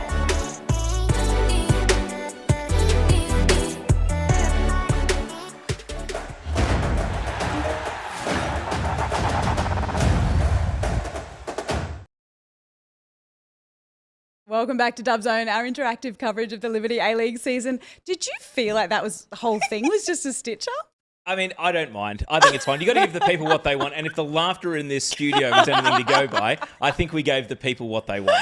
There were some good laws. Welcome, Catherine Cannulli. Good to see you. Always great to be here, guys. And it was a bit funny. Hang on, have we used the right number of substitute windows to bring Cannulli in? Are we We've checked. We've triple checked. This is okay? There will be no points deduction here, Teo. Great. No more. We can take no more this season. Oh, dear. Knowles, it is so lovely to see you. Kat will be back, don't worry. But for our final episode of Dub Zone this year, we're going to do teams of the season. And Knowles has joined us for the second half and also to share your team of the season. Teo, considering the stitch-up that's just taken place, I'm going to start with you and give you first opportunity for Teo's team of the season. We're going to start at the back. We're going to work our way forward. I want to know who you've got with the gloves in goal. Gee, it's tough because Casey Dumont was at fault for the equaliser today, but she had, over the course of the entire season, been the outstanding goalkeeper in terms of saves and goals conceded above XG faced. More than 7. Hensley Handcuff, Raleigh, for a non-believer, you've picked the second highest goalkeeper in the league in her. But I think you can't go wrong either way. What's your rationale behind Handcuff over Dumont? For me, Handcuff has saved Brisbane Roar from being an absolute diabolical season. What she had, the saves that she's pulled off, for me personally, she's my number one pick that I would have on my personal team. The fact that Melissa Barbieres has been out most of the season, she would typically be my number one from a personal level, but Handcuff just takes it out of the park against all teams this season. We've got Hilary Beale in action now, Knowles, for Western United. We've seen her take out 2 Player of the Month titles this season as well. What made you go with her in goal? I also think she's been fantastic this season, and I think for Western United also, she's actually saved them in many, many games, and she's kept them in a lot of games. And credit to her, she's come out to Australia and really proved herself. And, like Taylor was saying earlier, how does an NWSL team not have her higher up in the ranks? And I'm sure they'll be looking at her and come the end of the season, I think there'll be a lot of teams knocking on her door as well. Let's head into the back 4, I believe. Knowles, I'm going to give you first bite at this one. Who have you got starting from the left and heading across? Who are you looking to with your defence? Look, I went for a different formation. I went for a 4-4-2, but I had to get Beattie Goad in there. So I had her at left back, Claire Hunt, and then Sydney Cummings and Jessica Nash as well. I think all 4 of them have played their part this season. They've been really, really strong in defence but willing to go forward, and that, especially Claire Hunt and Sydney Cummings as well, getting up for set pieces and scoring goals. I know Claire Hunt got her first one finally the other week, but I think all 4 of them have had a fantastic season. Riding this team out and changing and crossing people out and putting people in, I had to actually change my formation to fit everybody that I wanted to fit in. But it was just so exciting. I was like, man, I would love to coach this team. How good it would be to have like a super team that could play against someone like a Chelsea or a Lyon and bring him out to Australia and do something amazing like that for women's football as well. A-League All-Stars. Yeah. So good. That's And I good. love that you've got Beattie Goad there in your back four as well, because I know, Taylor, you're a Beattie Goad fan. She certainly doesn't feature in your defensive line, though. No, and I think this was the same team I had at the halfway mark of the season, and I looked really hard at Charlotte McLean because when Jada Wyman was out, Sydney FC's defence did decline quite a bit. I was thinking, do I put in Nat Tobin instead? Do I stick with Charlotte McLean? The other three I do think pick themselves. Hunt's made the Matildas and is probably going to stay in the Matildas for the World Cup. Caitlin Torpey dominates all the passing statistics as an attacking fullback. Stats again. And Kirsty Fenton, I think, should be in the Matildas right now. I've said that enough times that the message has got through. So I think that I'm happy with exactly the same team that I had at the halfway point of the season when we previously discussed it on Dub Zone Raleigh. I think back three is interesting. You've only gone for one traditional centre-back, but Jessica Nash can play as a centre-back. So I obviously struggled a bit like you, Knowles, like trying to fit players in. And for me, there was actually no standout centre defenders in our competition this season. Like watching all the games, it was the hardest position for me to fulfill. I mean, Fenton and Nash were 100%. They were, as soon as I was writing up my defensive line, they were in. And for me, I love an attacking formation that allows players to slot back in, that has a little bit more flexibility. And that's what a 3-5-2, which is what I've gone with personally, has allowed. And I like the fact that these three players are typically disciplined. For me, McLean was our most consistent and standout centre-back for the entire competition. So that's why I went with a back three. Knowles, I loved listening to Grace Gill and Teresa Polias this week and their inclusion of Michaela Foster in their back four. They both agreed. They both had her there at left back. And for the Knicks, who are still new in our competition, are lower down the ladder, I thought that was such an incredible achievement for a player who's a real attacking kind of fullback. Michaela Foster, I think, has been fantastic this season for the Knicks. Technically, she's very, very good off set pieces. You see what she can do off corners as well. Her delivery is always on a silver platter for her team. But, you've got to give it to her. She's had an outstanding season this year. And, she got crossed out of my team a couple of times. I wanted to fit her in, but I just really felt that in those positions, Beattie Goad, obviously not being a traditional left back, but Jessica Nash. But Foster, technically, very, very good, and I think she's really going to hold her own in this competition. Is Foster's future more as a Craig Goodwin type of player that actually plays in the front three? I just wonder, Grace and Teresa, I think they picked two very attacking fullbacks. Like Sasha Grove is a great attacking weapon. I don't think she's a great defensive right back. And so Michaela Foster maybe falls into that category a little bit, but do you think her long-term future is as a left wing back, or do you think it could be as more of a left-sided midfielder or attacker? I think it really comes down to the coach and how they want to play, right? And what they want to get out of their team, what their philosophy is. And at this point in time where the Knicks is using her is probably how they can get her on the field at this time with what they've got up front. But I think coming into next season, you can put her up the field. Like, the way she crosses the ball, technically she's very, very good. There's not many people that actually can pick people off in the box where, you can see the types of crosses that she puts in. She can hit a near post cross. She can hit someone far post. And she just pinpoints people out so great. And, it's a credit to her to be able to hit left and right foot as well. That set-piece ability is amazing. UID, Craig Goodwin there, and we're seeing Adelaide United have so much success with it in the Isuzu Ute A-League. Michaela Foster contributing in the Liberty A-League as well for the Knicks. Let's move into the middle of the park now. Riley, I love that you've gone with a 5-strong midfield. Talk us through your selections here. Yeah, so look, for me, midfield has been the strongest aspect of this competition, and I really love coaches who try and move away from this stock standard curriculum of a 4-4-3 or 4-3-3. Oh, way too many players there for a moment. So for me, look, Chidiac was an absolute standout, even, in the back end of the season when she hasn't been here. She makes such a change to that midfield for Melbourne Victory, and you look at her performance in the Matildas, she's not a standout starter every single time with what she brings. I absolutely have adored watching Sarah Hunter play. She's like, what she brings for her age is, I've never seen it in a player before. Gorry has been an absolute standout as once again for the likes of Brisbane Roar. Her going MIA at various points in the season, it really, really hurt them. And then I have got Connors from Brisbane Roar. She has the guns to go up and down. She reminds me of an Ellie Carpenter. I've loved seeing her up at top striker for Brisbane Roar. That has been a smart move, but to fit her into my squad, she's moving in that position as well. And then I've got Mila. I always struggle with her name, and people are going to really hate me for that. Milivojevic. She has been an absolute doll to watch. what she does for Canberra and what she's bringing for Michelle Heyman, this symbiotic relationship they have going on, it is something special. You nailed the pronunciation as well there. Yes! Well done. Knowles, you agree with 2 of those midfield selections. You've got Chids and Sarah Hunter there as well. Talk us through your other 2. Yeah, look, I think, Milojevic has been amazing. I brought her into Western Sydney Wanderers as a scholarship player. And I remember the day that she got me on the deck and we were talking and she said, I'm going to Serbia and I'm moving and I want to try a different opportunity. And to me, she's one that got away for Australia. I think, we talk about, capping players and she didn't have the chance, I think, to play young Matildas as much as some others. But I definitely think she's one that got away for Australia. Obviously, she has chosen to play for Serbia. We've got Sarah Hunter, again, another girl that I have coached as well and brought through. We got her from a Young Matildas match and brought her over and gave her a contract at Western Sydney Wanderers. Again, she's a player where I always say you can't teach that hunger and that fight, and she has got that. She's a winner. She wants to win. You can see her getting up and down the pitch. She's a true midfielder, but the best thing about her as well is that she actually can score bombs and actually put the ball in the back of the net as well, Chids, again, you can't go past her.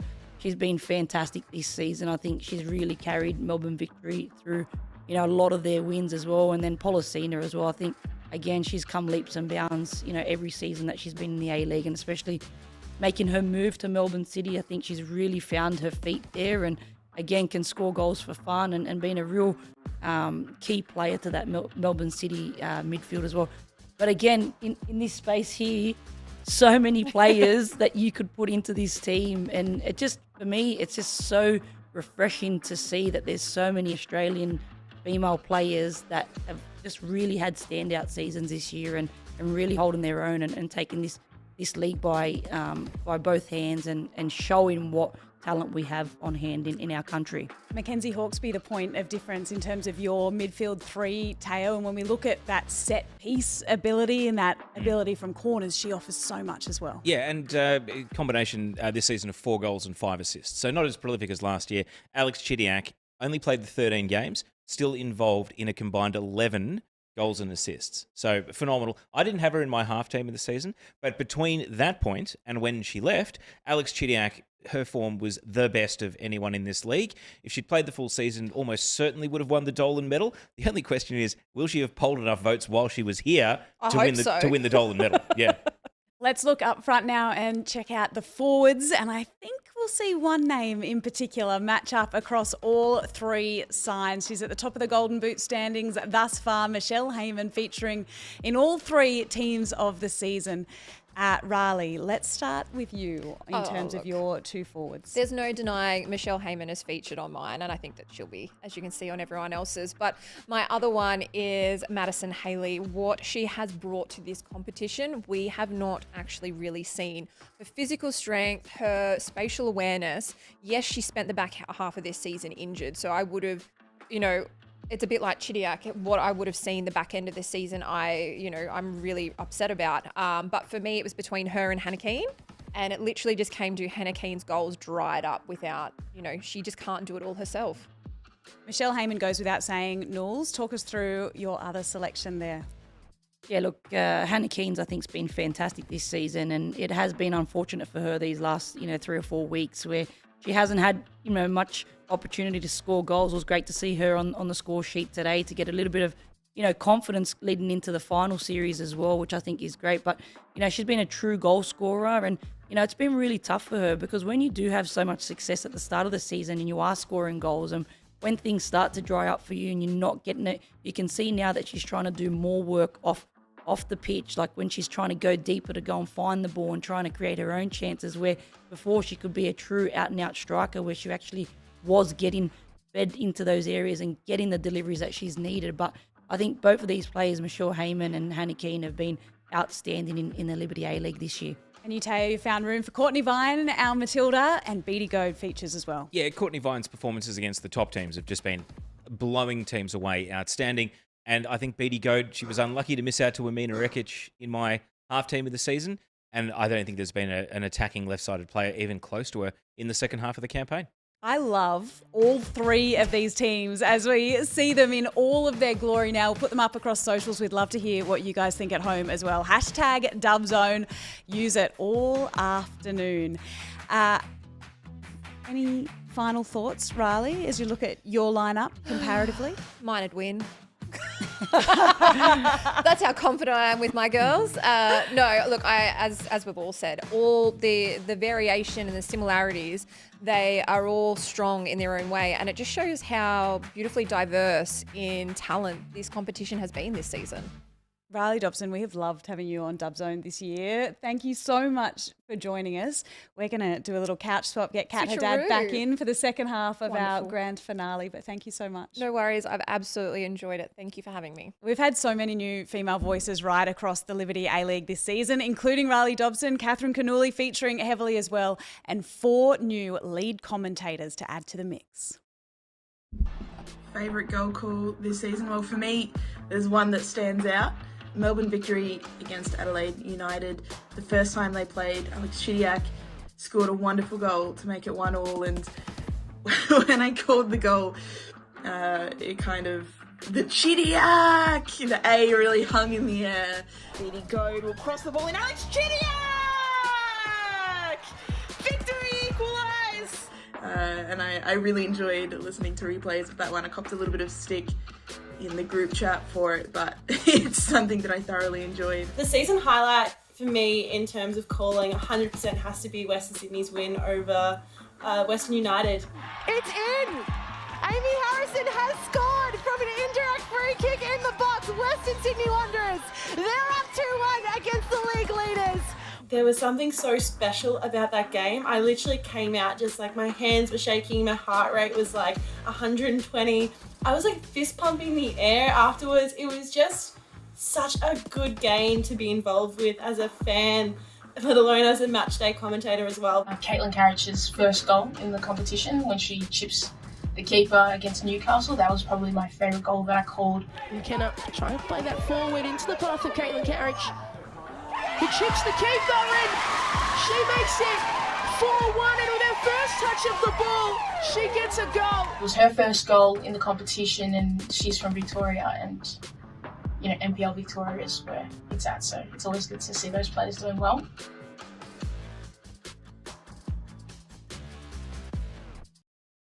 I love that so much. How much of a word had you had beforehand about NPL Victoria, just quietly?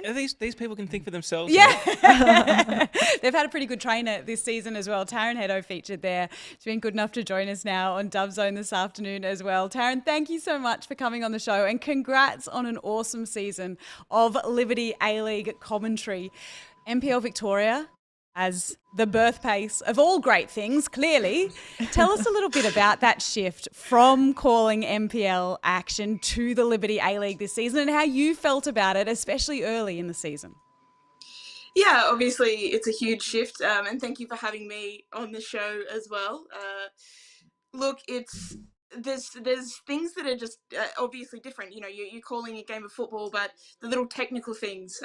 One of the things that didn't make it in that little video footage that I joke about is the score and pause. So something that commentators do at the end of, you know, half time and full time, you know, you say the score at the end. And my very first A-League women's game, I just sort of wasn't used to the formal way of doing that.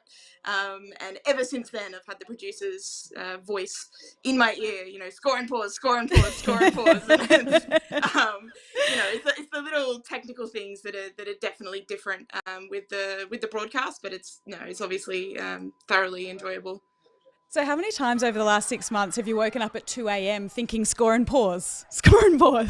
too many to count. I don't think I can say on live broadcast.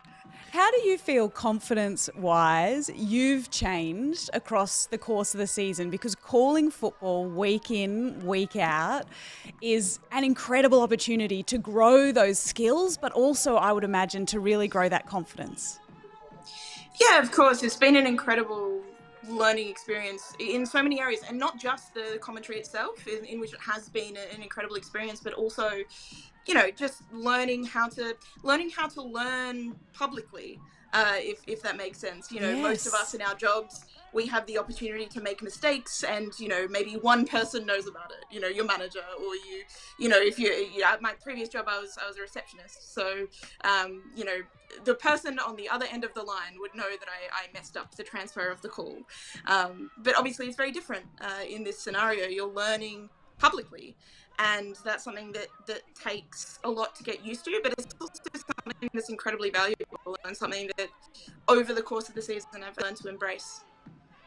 Now, there's been a goal, Taryn, so we are going to interrupt here. Don't take it personally. But Hannah Keane means we now have a new leader in the Golden Boot race. Let's have another look at this here. Just a long clearance down the line, and Keane able to worry the defender out of possession. Gemma Ferris there, the youngster. That'll be a learning moment for her, but Keane breaking in, scoring on a tight angle, and Catherine Cannuli. Great finish. Keane's got a double, and that means she is now outright leader in the Golden Boot race with 13 goals so far this season. And that's why she's in my team of the season. She knows where the goal is. She knows how to finish. She's an out-and-out striker. And I just love that she's got that confidence today to be able to get back on the score sheet, because leading into finals football, she really needs that with her, because I know as a striker, when you are starved of scoring goals, it can become really, really tough, you know, and it's really great. It was a fantastic finish and great stuff for her. Taryn, as we come back to our conversation with you, how did Teo do there? How did you rate that call of the goal? Look, it could have been a little bit more excitement, you know. United 2-0 up. It certainly makes the Sydney FC game this afternoon even more interesting if the score stays the way that it is. Taryn, I love the feedback for Teo. That's fantastic. My question to you is, because commentating is obviously a skill. It's something Neve just alluded to. There's a lot to learn when you jump into that job. But I'm curious what the preparation is like before you head into different games.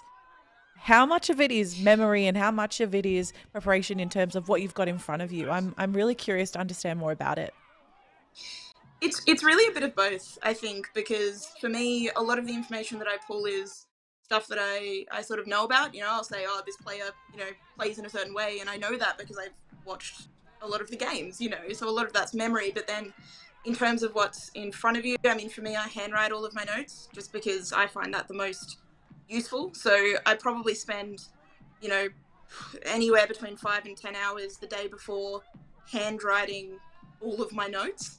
And, you know, on one hand, yeah, that gets that information in your brain, all of the important sort of narrative points of the game.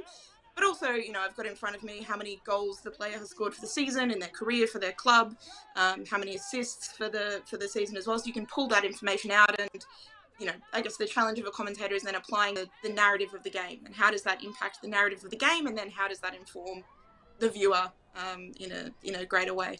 I'm glad I asked, because that is a lot of work. 10 hours of writing notes. It's incredible.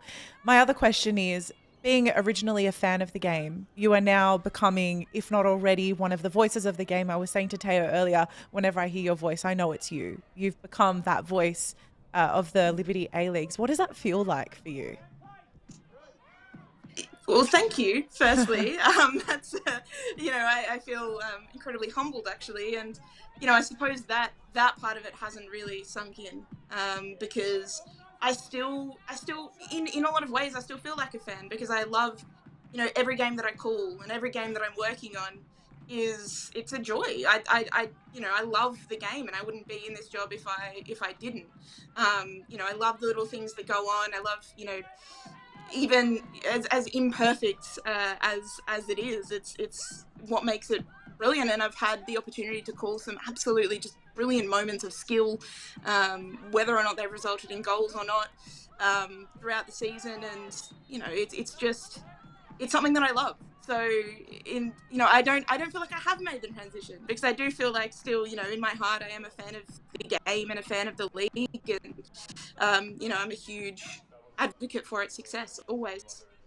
Now, Taryn, you, Pakua and Georgia are all involved this year. We've seen Grace Gill as an ex-player and an ex-international call as well, but we're about to have a World Cup, and it's going to lead to a massive spike of both participation on the field and interest off the field in the game. So tell us a little bit about your path and what you've done in media, because I imagine there's going to be a lot of people who are going to be Googling you and Pakua and Georgia as non-ex-players, as just people who sort of rose up out of the media, pulled yourselves up effectively in order to get noticed and get found and get seen. And we're going to have so many, particularly young women, but also girls that are going to hear your voice and say, I want to be like that, I want to do that, I want to contribute to the game. So give us a little bit of the backstory as to how you got to this point to take that next step in your career.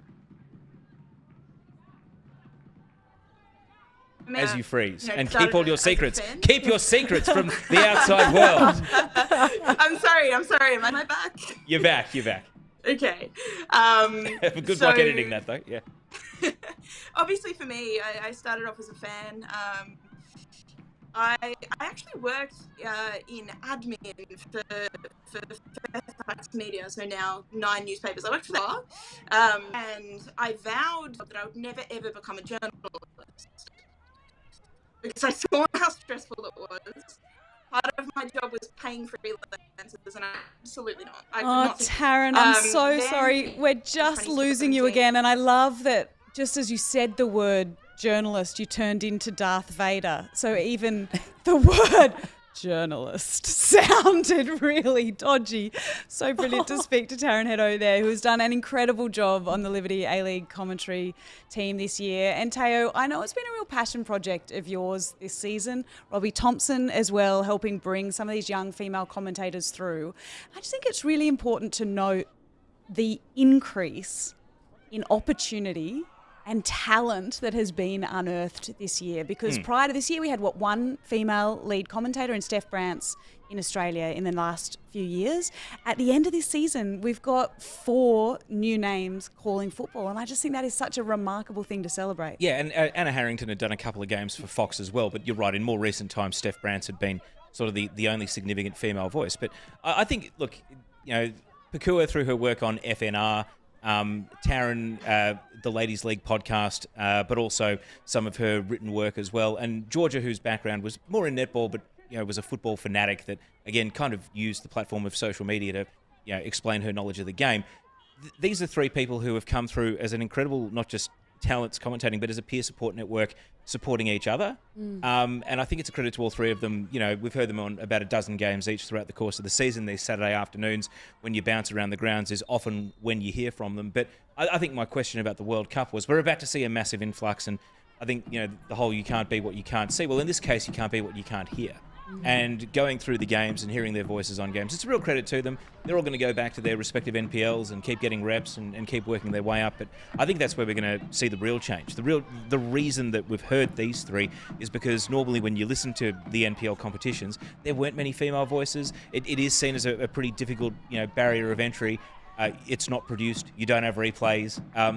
Coaches and clubs can be very intimidating to go and talk to, especially if you're a young media professional coming through, and it's a very sort of established environment, and you're coming in as a total outsider trying to do it for the first time. So I think it's a credit to them for breaking down those barriers, and I wouldn't be surprised if there's a huge influx of more female voices into the NPL level where games are streamed and broadcast, and then all of a sudden we're going to remember this season as the one where the balance really tipped and that women's football had a lot more female voices in it. Another thing that Taryn mentioned there, Nools, is the public nature of commentary and indeed of learning on the job. And for a coach as well, there's real similarities in there. As you cut your teeth in a new space, there is a very public challenge that is part of that. There is, and a credit to all the girls. I've worked with all 3 of them, and I've seen them out at the commentating, world, and they've been amazing. I've got to really give it to them because they've thrown themselves in the deep end when something that probably wasn't as familiar to them, and credit to everybody that's actually got behind them and helped them to actually have this day, because if we go back 2-3 years ago, there wouldn't even be these opportunities. And something that resonates with me is the Men's World Cup, hearing that female voice.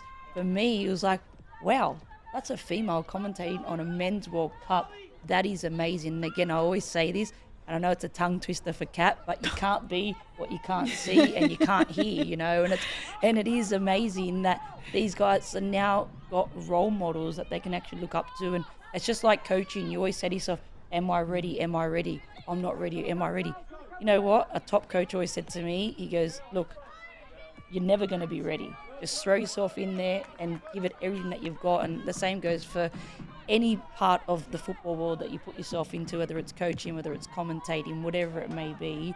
And it's been fantastic to see all three of them do fantastic this year. That's such a beautiful sentiment. And just to prove to you that I can say it, you can't be what you can't see, Kat. Hey, I'm so glad you nailed I that. don't know what was wrong with me that day.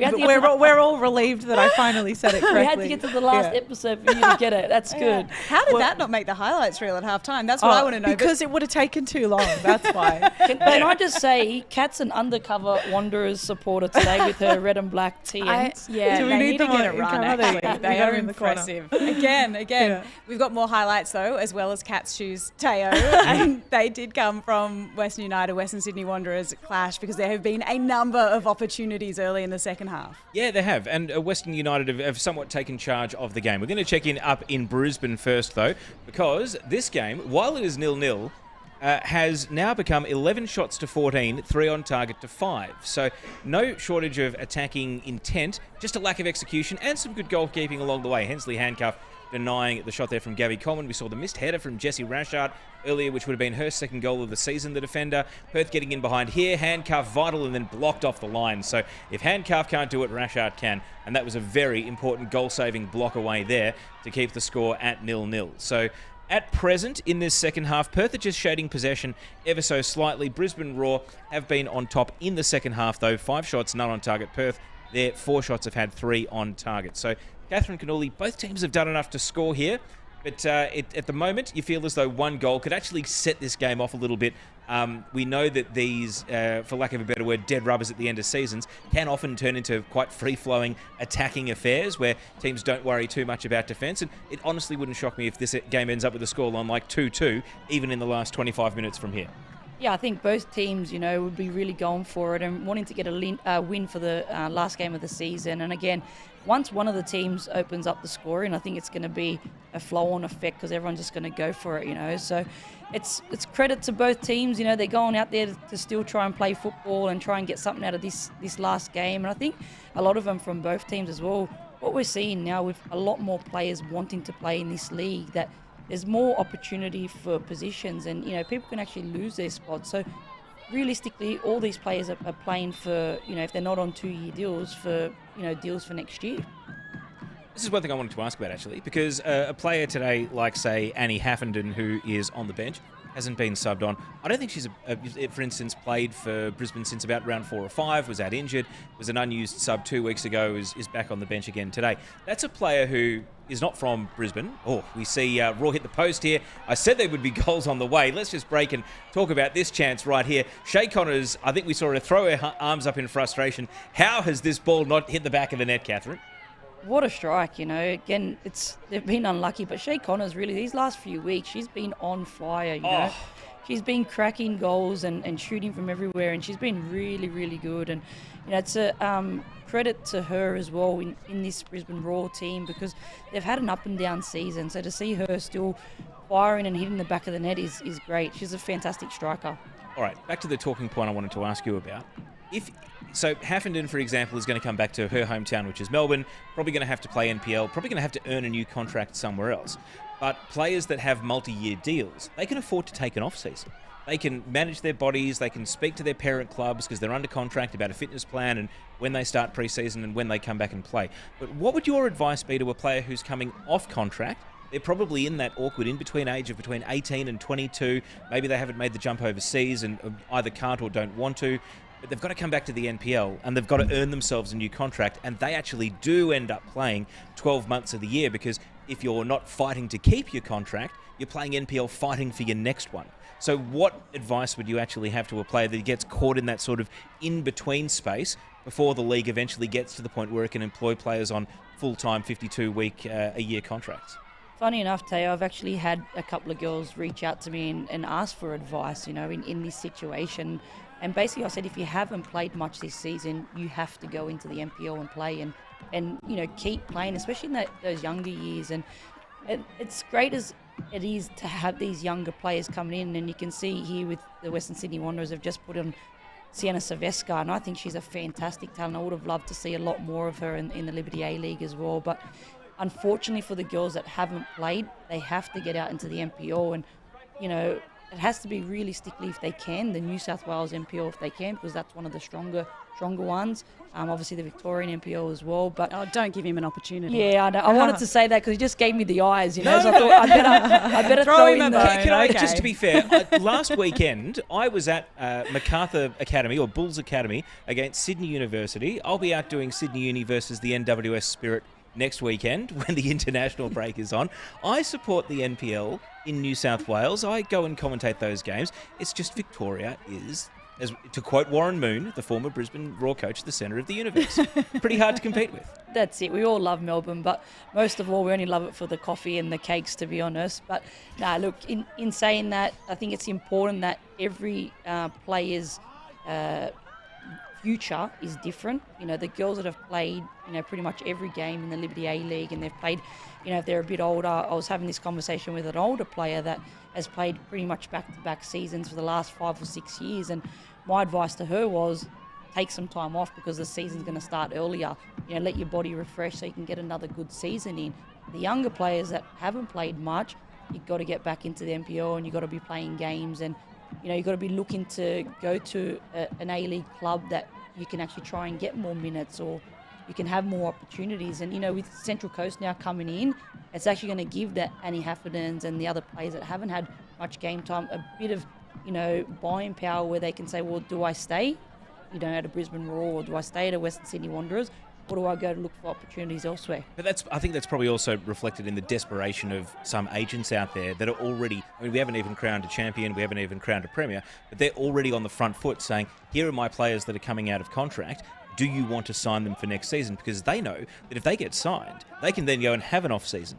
They can make a decision on whether, maybe they get an elective surgery on an issue that needs to be treated, or whether they play injured in the NPL to try and earn a new contract. And I think that's the next step. We've talked about this with coaches. Are they full-time, 12-month of the year employees of their clubs? I think that's the next tipping point for this league in its seriousness, that we're not leaving these players, because you'd hate to think that players that have put the work in between sort of the age of 16 and 20 wash out of this league and get replaced with more 16-year-olds purely through the mechanics of when seasons start and end. And then really, what's the point? Why would you have put that 4 years of development into someone only to cast them by the wayside? Because, well, we don't want to sign someone who's exhausted because she spent the entire NPL season trying to win her next contract somewhere else. I agree with you, but I also think that they need to be playing games. That's a really, really key point for a lot of these players. And the more they play, the better that they're going to get, and that's the biggest problem where the season is right now. We're in that in-between season. Once it goes to a full home and away, then we'll be looking at, a different side of what this league is going to bring. And it's important for me, and I look at it from the development side of things in coaching. Leah Blaney just took the young Matildas away, last tournament, and there was a lot of girls there that are in A-League women's clubs but hadn't been playing. So then you want them to go onto the international stage and be able to pull out 90 minutes, which is really, really tough for a lot of those girls. So they've got to be playing minutes, and at the moment, the league doesn't offer to be able to do that home and away. And I think this year will probably be the last year that we'll actually see this, where it's going to get bigger and longer, and you'll see those older ones that are sort of involved at the higher end. They're going to start to look for possibly opportunities to go overseas, and that allows the next generation to come through.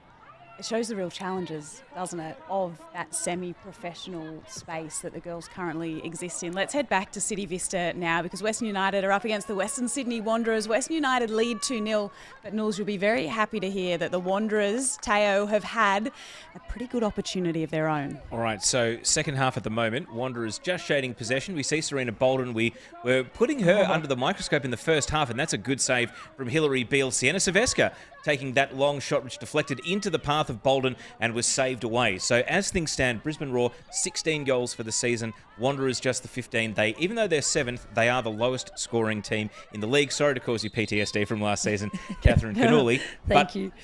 I mean, I know it's tough for you as the former coach of this team, but as much as same conversation as the first half, how frustrating must it be for Wanderers that when they look at their team in the final analysis, they might say, well, actually, we didn't really resolve our problem of not scoring enough goals this campaign? It's very frustrating, and as everyone knows, I've been a former player, former coach. I love the Wanderers. The Wanderers is my team. I don't shy away from that, and I want to see the girls be successful. And the biggest problem there at the moment is, and it's been the big problem across all our seasons, other than the season that we made the finals, is that we don't have out-and-out strikers, and we don't have someone that, can find the back of the net. We've always, had great talent, and we've always nurtured great young talent, and then other teams come and, steal them from us because we don't have the ability to keep them because they want to be playing finals football, and that's a big key factor for a lot of these players, But we always play good football. We always try and move the ball around.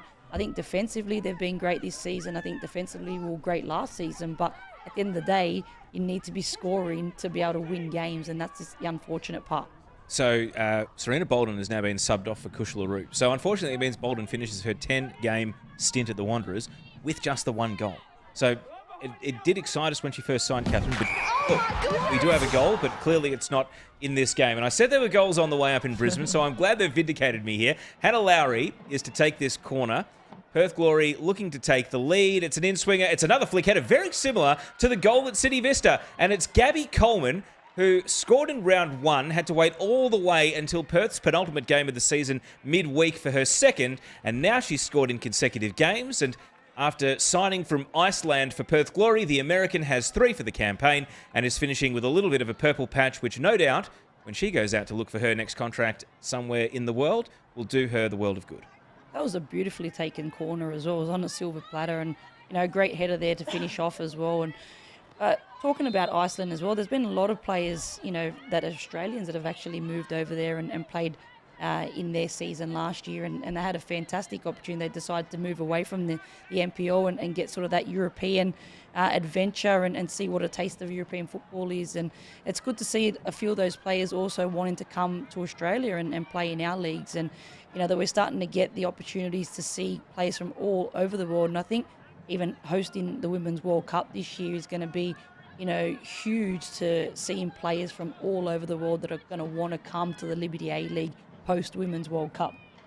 17 shots, 6 on target for Perth Glory. Is that goal going to just open the floodgates now? Will we see a number of goals follow? I think we will, because now what does Brisbane really have to play for other than a little bit of pride, I guess? And it's tough when it's a 0-0 scoreline, and then all of a sudden they open the scoreline from Perth, and there's not much to play for them in this game. And I think Perth really have got something to prove as well. They've just missed out again on finals football, and again it's going to be a tough one. And I know that they're going to want to send Kim Carroll out with 3 points and have something to celebrate tonight. I tell you what, 2 teams with plenty to play for are Melbourne City and Canberra United, who go head-to-head tomorrow. We heard from the City camp a little bit earlier on. Let's check in with Canberra United legend Ellie Brush now. Ellie, thank you so much for joining us on Dub Zone Match Day -1. First question. We thought we had seen you play your last game at McKellar Park. We celebrated it hard here on Dub Zone. How confident are you that your side is going to get that win over City and book a final at McKellar Park? I know, it's exciting, isn't it? It's either home time for us, well, in a good way or a bad way. The season's over or we're playing at home. So couldn't get more exciting, really. I think it was Michelle that just said that in the airport and said, "Oh, we'll have to cheer you off this time at McKellar Park." So it'll be a great game tomorrow, whichever way it goes. But yeah, that'd be a bit of a fairy tale, wouldn't it? Having another go at McKellar and getting into finals. It sure would. What has the talk been this week within the squad, knowing that ultimately finals football is in your own hands? Yeah, well, that's just it. Knowing that it's in our destiny is perfect, and we really can't blame anyone but ourselves now, literally. And so, and we've just got to go out there and win, and that's perfect. There's not even we can't hold on to or rely on a draw. We've just got to go out there and play our brand of football, really, which is scoring goals and having that freedom in attack, which is sort of what we've been working at during the week. And just, want our strikers to have that confidence to take anyone on and go for glory. Ellie, last time you played City, it was 23rd of December, so a little while ago, but it was 4-0 at Policina, Rojas, Galich, the goal scorers. So as a defence, and as far as what you learned about defending against those players, what changes tomorrow and what do you improve, given that they really gave you the runaround last time you played against them? Oh, goal, Western Sydney Wanderers. It's working on my commentary career as well. Yeah, let's stay with Ellie. Let's stay with the goal, because at the edge of the box here, I believe that is Sienna Silvesca. Yes, first ever goal in the A-League Women's for Sienna Silvesca. Catherine Cannulli, a young player that you know so much about. I think I said earlier in the show that if you were having a draft, you might have taken her with pick 1. That's why. 1-0. 2-1 now to Western United. Unbelievable. And that's what she has in her locker. And you can see every time she gets on the pitch, she's itching to take a shot. She'll shoot from anywhere.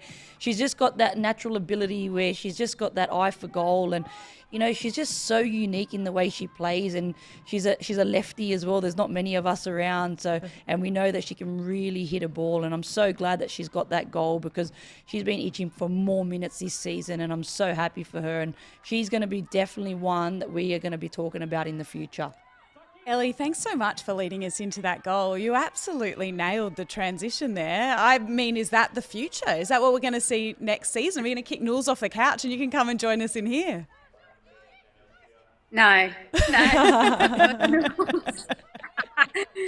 Although during the week, I did just travel to Sydney and have a bit of a go at audio descriptive commentary, which is a whole nother ball game, and something that FIFA will bring in for the Women's World Cup, which is giving blind and vision impaired fans in the stadium a chance to be able to have a better match day experience in the stadium. So that's a kind of an exciting and bit of a different path there, off topic. But yeah, it was just at the forefront of my mind because that was this week, and it's great to have be able to give all fans access to our game. Well, Ellie, Sienna Silvesca may have got you off the hook initially, but now back to that question. How are you going to improve your defending tomorrow after what happened in the first head-to-head against Melbourne City? Yeah, great question. They were too good for us last time, and certainly we came unstuck there on 4 occasions. And that's the way they play too, is they really like to knock the ball around, particularly in the 18-yard box, and have that extra pass. Few beautiful goals from outside the area as well. So they have many avenues to goal. We've been working on that hard though as well, and I suppose we know what we have to do from a defensive point of view now. It's been good to have a bit of a run of form since that game when we played them. So we're a bit more settled now. And I think mostly really tomorrow our best form of defence in a lot of ways will be attack. Just on your defenders, we saw Madison McComiskey come back from what looked like initially a pretty serious knee injury. So how's she tracking? Because we know that Kennedy Faulkner's had her battle with injuries as well. You've been one of the mainstays of that defence, but as far as who's playing alongside you, are you back to like full strength, everyone's available? What's the state of the Canberra defence at the moment? Yeah, it's probably for the first time this season, everyone's available, which is a really good thing to have within a team, and a headache for the coach, which is a nice headache for Gosh to have. But Mad had a bad MCL injury. Kennedy had a bit of a knee injury as well there, so there's something about the knees in the back line, but now we're all fixed, and full squad to pick from. Ellie, something that hit the socials last week was a pretty iconic photo of yourself with Kath Cannulli, and I'm very fortunate to be amongst both of you right now. Like any story, there's 3 sides. There's your side, Kath's side, and the truth. Do you want to share your side of the story? What happened here? Have we lost Ellie? Thank God we've lost her. Don't tell us you gave us a partisan account of what's going on in this photo, Catherine. Thank God we have lost her because... she's back. I I was saying, I think I actually tweeted to Knowles that I have zero memory of that. And I think it's my brain doing me a favour and shutting out that memory because it looks traumatising. Having the intimidating Catherine Cannuli standing over you like that. I must have had a good game on her. I always say to everyone, I am the nicest person off the pitch, but as soon as you get me on the pitch, it's white line fever and I turn into a different person, you know. But, you know, I always love the battles with you, Ellie, on the pitch. You're a true competitor. And, you know, as much as, you know, the striker defender battles are always on. And look, while we've got you here, congratulations on a fantastic career. And, you know, it's a credit to you. You've played, you know, AFL, you've played football, you've, you know, represented the Matildas. And, you know, I don't think this young generation really knows how hard we really had it coming through in our younger days. And, you know, what we actually had to sacrifice to be able to be at the top of the game constantly and, you know, running from training to work and back and packing one bag. And it's a credit to you. And, you know, I was really happy to see you come back to Canberra United and lead the next generation as well. But, you know, for the fans as well, how hard was it for you to actually make that decision to step away? Because I remember back to when I made that decision, I think I cried for about 2 weeks, you know, before having to, you know, really decide that this was the time for me to walk away. So for the fans, how hard was it? Yeah, look, pretty hard. Although it's not something that's been a spur of the moment decision, that's for sure. I thought even I wouldn't get this season, so and I might have retired before that. So this for me has been a bonus this season. So that's really helped the decision making process a lot. But as you said, it's still a massive sacrifice, and so knowing the things I'm sacrificing, that's just getting a bit too much now, and it's time to leave the game or the playing days, I suppose, at this level where it is, and to give back to those people around me who have sacrificed a lot more than probably I have a lot along the journey. So yeah, couldn't be happier to be finishing up. But in saying that, big rest of the season still to go, and hopefully we can finish with a bang. How much are you thinking about that finish line and the potential that it comes tomorrow, the potential that it comes in a month's time? Yeah. I never thought it would really end up being, you know, in a month's time. So I'm happy and at a place. I never want to lose though. So a bit like Knowles, the white line fever, that competitiveness doesn't just leave you. So yeah, I'm desperate as our team is to win tomorrow, but it's been I'm pretty proud and happy with the career anyway, no matter what happens. Ellie, thank you so much for joining us on Dub Zone, and good luck tomorrow in the lead up to finals football this Liberty A-League season. Thank you so much, guys. Thanks for having me. The couch spot is open, Ellie. I'm telling you, you may not want to come and sit on this couch, but we want you to. So do give it a second thought over the off-season, please. Yeah, you'll be hearing from us again, Ellie. Don't you worry about that. Okay, I look forward to it. Thanks, guys. Ellie Brush joining us. Canberra United up against Melbourne City in what is going to be a massive game at Amy Park tomorrow afternoon, 5:40 p.m. kickoff. Knowles, I love that in this final weekend of Liberty A-League action, we still have that potential. Watch out here. If Wanderers score, this could put Sydney top of the... Oh, it's offside. An equaliser here would bump Western United down to 37 points. Sydney would then have to lose by 7 to lose the title on goal difference. So an equaliser here for Western Sydney Wanderers, and Sydney all but crowned premiers of the league. So that's 1-2 on the table, and 3-4 Knowles still very much decided, which brings us back to that game tomorrow between City and Canberra United. How do you see it playing out? This is crazy. Like, this league, as we say, we call it the Chaos League. I've never, I think, in all my years in football in this country, we've never seen what's happening right now. And I think this is amazing, you know, for the fans as well, that we've got this situation on our hands, and all the games to come are going to be exciting, and everyone's going to be on the edge of their chairs. And I can't wait to get home and watch the games as well. And, you know, as much as I want Wanderers to, equalise here, on the other hand, I want to see all these games go down to the wire and really see everyone battle it out to the last game. I'm 100% confident you just sat on the fence and didn't tell me at all who was going to win out of City and Canberra United tomorrow. I can't pick a winner. Honestly, the way these results have been going, it's been crazy, because Canberra really, they got nothing to lose. They can go out there and give it everything, where the pressure really is on Melbourne City, tomorrow. And the problem is that these games can go either way. It just depends on who's going to turn up tomorrow and really want those 3 points and want to fight and battle for it, So, Melbourne City can play some beautiful football, but at times they haven't wanted to battle it out, and, they've just been left a little bit short at times. But Canberra's been in fantastic form. Michelle Heyman has got her scoring boots. We know that she knows where the goal is. I think it's going to be one of the games of the season.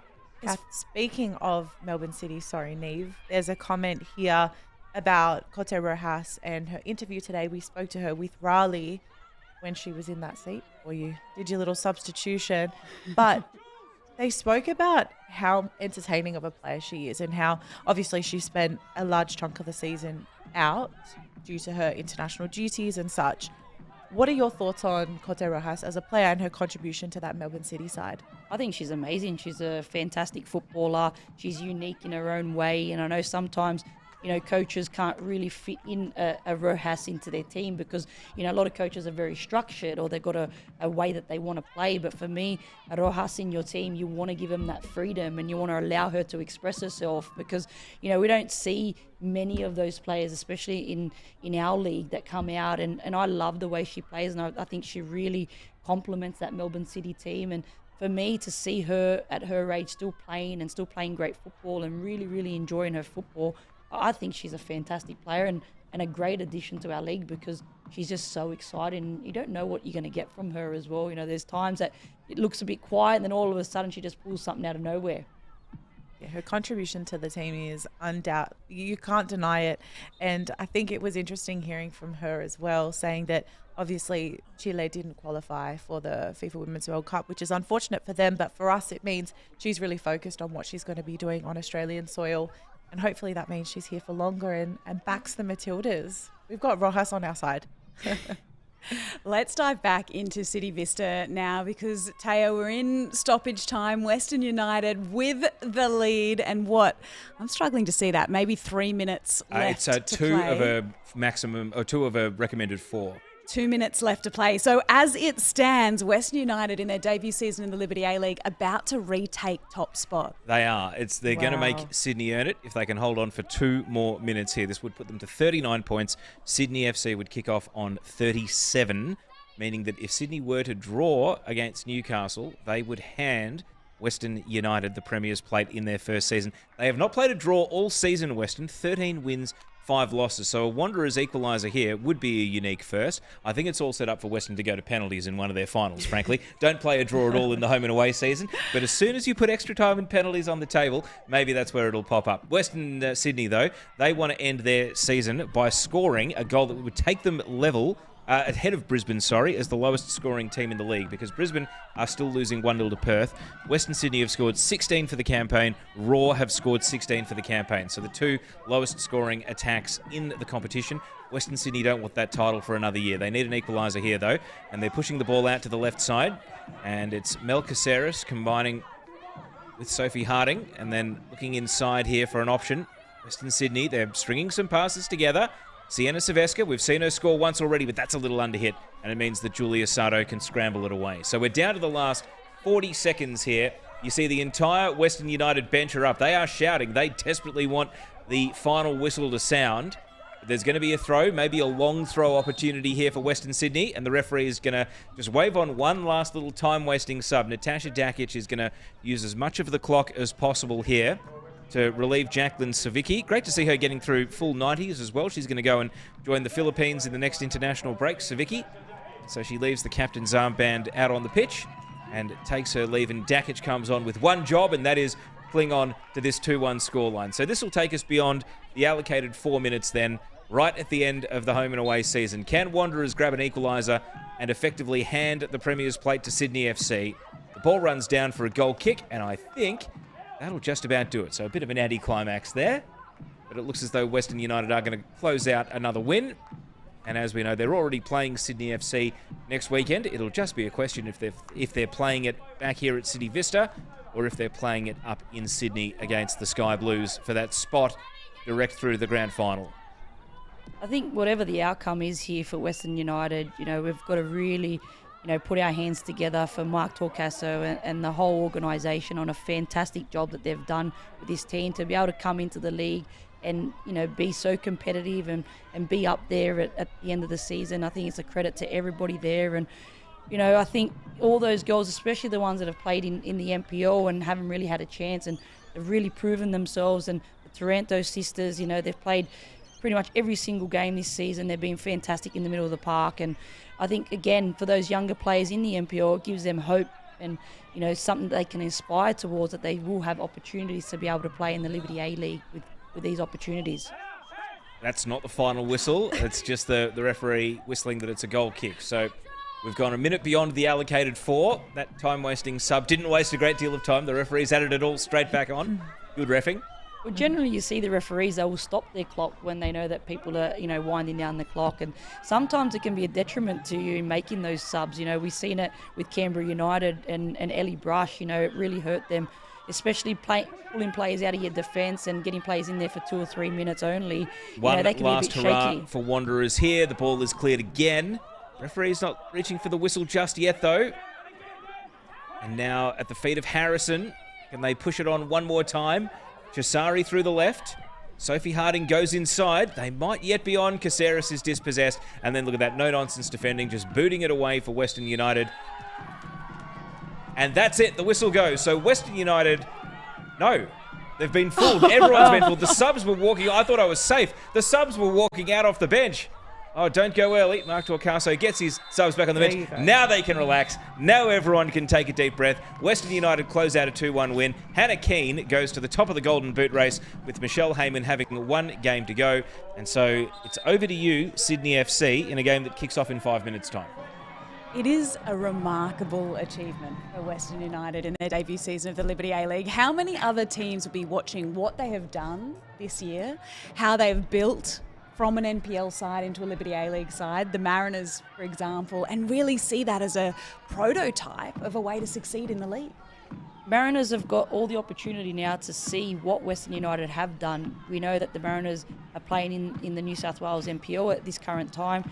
They have used their recruiting tools in progress of putting this A-League women's team together. And, if I was the Mariners coach, I'd be on the phone to Mark Torcaso and asking, what have they done? What was the procedures behind, the building and the planning? And we know that Central Coast has got the opportunity to be able to have a fantastic season next year because there's plenty of talent in that region as well.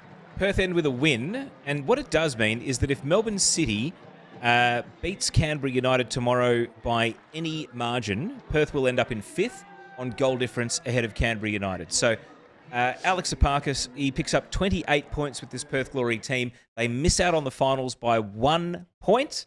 And regardless of tomorrow's result, they will end up either 5th or 6th. But regardless of that, they will be 1 point out of the finals. So they were so close last season, they missed out on goal difference. This year, they miss out by a solitary point. Perth, next season, hey, if it's a top 6, they'd be playing finals because they have finished 9 points ahead of Western Sydney Wanderers in 7th. But unfortunately, it's the last year we believe that there will be a top 4. Perth haven't signed their head coach for next season as yet. How do you rate the performance of this Perth Glory side this year? I think Alex Apakis has done fantastic with his team. They've got a lot of challenges, obviously, being in Perth and attracting players out there, but he's done a really good job from his first season in terms of his recruiting, his building, and the way he's added players to that team. And I think it's unfortunate that they did miss out on finals football this year because, towards the back end of the season, they started to play some really good football and get some really good results, So for him, it's, going back to the drawing board and seeing whether, he wants to continue on that journey at Perth or, I know there's a few coaches are off contract, so, he could be getting headhunted from some other teams as well. Brisbane Roar ends up 9th. They end up equal with Western Sydney Wanderers, having scored just 16 for the year, and Adelaide as well. So 3 teams equal lowest scorers in the competition, but Brisbane had the worst goal difference, minus 15. 18 points. They won 4 games out of 18 for the year. and they finished 4 points above Newcastle pending their result today. They finished 5 points above the Wooden Spoon Wellington Phoenix. And this is a team that was the standard bearer back when Jeff Hopkins was in charge of the Queensland Roar.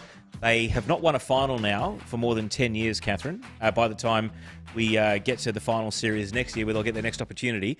Does dangling 6th spot as the bar, does that improve things for them into the future, or do you think they're going to be really in need of some renovation to really go back to their former glories? I think they need renovation. I think they need a change of, a vision of what they want to do and what they want to achieve. They've got a lot of talent in that area, and I think, finishing bottom of the season shouldn't be acceptable for any teams. And now they've got to really look at, what do they want to do? What's their vision in terms of the clubs? Adding more teams now puts more pressure on more clubs to actually want to go out there. And again, we can either go out and get, talent from overseas, or do we look to build and have a vision and a philosophy on building the next generation of players that come in through in the off seasons as well? There's definitely a bit of an ideological divide in that Leah Blaney has called up a couple of Queensland players to her young Matildas team that weren't on the books of the Roar this season. And, coaches make decisions and ultimately it's their judgment call, and maybe they didn't want to skew too young. But I don't know, that's just a little flag for me that maybe, new ideas are needed, especially if a national team coach is coming in and saying, yeah, Raw, you may have overlooked these players, but we're going to call them up to the young Matildas. So I think some of those players even deserve the scholarship contract. There's opportunities for players to be able to be part of that squad in some way. If you're getting called up to play in the young Matildas and you're not having a contract in the Liberty A-League at this point, I think for me it rings alarm bells, because there's plenty of teams where these girls can go and set themselves up and be in that environment. And it's important, because if they're not in the Liberty A-League environment, realistically, what are they doing at this point of the season as well? There's not much for them. Well, we just saw the Liberty A-League ladder a moment ago, and Western United have moved back into top spot with that victory over the Western Sydney Wanderers today. They did it courtesy of a brace from Hannah Keane, who's been good enough to join us on Dub Zone now. Hannah, it is lovely to see you. Congratulations on the victory. Can we start with the win for the team to begin with? How important heading into finals to get the goal-scoring boots back on and a victory under your belts? Yeah, I mean, we've had a few not so good games. We were struggling a bit in confidence and to score goals. So I felt the pressure a bit because, you have to score goals to win games, and I wasn't doing that. We weren't winning. So we kind of made like a promise to each other and to believe in ourselves even if things weren't going well. And today I think everyone was so nice and the belief was there, and you could tell on the field we're working harder than we have in the past games, because it means a lot to have confidence going into the finals. And I'm really glad that we were able to pull through, and I think it was much better football than what we've been doing the last few games. What do you think did prove the difference for your side this week? Because we could see it here in the studio, that confidence, and indeed the confidence that the opening goal brought for your side. Yeah, I mean, that was our thing. It was come out quick, be on the front foot, not give up anything, cover each other, not get too frustrated with each other, which is something we've been struggling with. It's a fine line to push each other without getting into arguments and fights and stuff. So it just shows we want everyone to be better. We want them to play the best that they can. And I think they showed that today. Anna, it's Catherine Cannuli here. You've had a fantastic season. Congratulations. As a former striker as well, how hard is it when you don't find the back of the net to try and get, that mentality back? And, it's such a difficult situation to be able to, get that form again. And obviously you lost a little bit of that over the last few rounds. And how difficult is it to get yourself back into that good headspace to be able to find the back of the net again?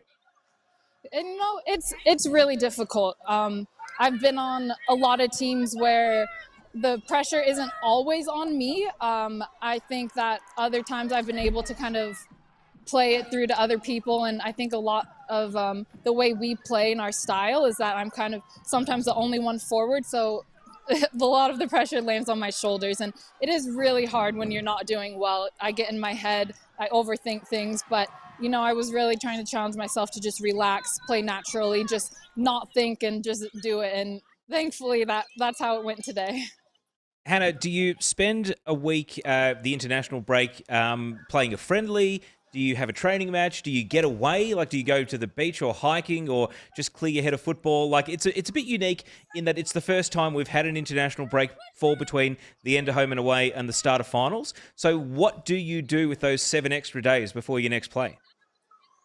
You know, as much as taking breaks, like as good as that sounds, I don't think that's what we need. I think we need to keep up the pressure. We need to keep working hard. We need to keep getting better because there's still a lot of things that we can work on, and we want our finals run to be really good. So I don't think we're going to slow down a bit. We're going to keep up the high intensity. We'll take little breaks, but nothing major. And we're just training all the way through, and we love it though, and we're really looking forward to finals. Hannah, you mentioned when there's kind of a struggle within the team in terms of getting results, there's kind of that frustration that you can somewhat take out on other players, and it's only natural that would happen. What's the advice from Torcaso, and what's the commentary around the team approaching what has been a difficult couple of weeks for you guys off the back of what is a really successful inaugural season in the Liberty A-Leagues, and you could say that you might have just felt more challenged in the past few weeks. So what's the conversation been like within the team? Yeah, I think for us, it's just not to take anything too personally because we do yell at each other, but we are just pushing each other to be better. So it's kind of been a focus of ours to be critical, but not anything unnecessarily mean to each other. And we just got to cover each other's backs. You know, we went through a little bit of a rocky phase, but we've been able to pull out of it, and we just have to be there for each other and believe in each other. And like I've said, it showed today, and I think we're on a good roll. Are you going to watch Melbourne City versus Canberra tomorrow? Are you going to go to the ground? Are we going to hear you shouting over the fence to Michelle Heyman, "Chewy on your boot," if she's played through one-on-one and trying to equal you for the lead in the Golden Boot?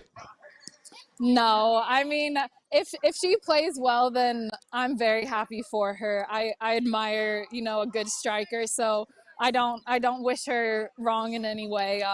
If she scores a hat trick, then she scores a hat trick, and that's impressive. And I don't really think too much about the other players. It's more focusing on myself. And if she does go past me, then that's just my fault for missing other chances in other games. So she can go for it. Tayo's asked about the Golden Boot. I want to know about the Premier's Plate. Are you guys going to stick together and watch this game that's about to kick off between Sydney FC and the Newcastle Jets? Oh yeah, for sure.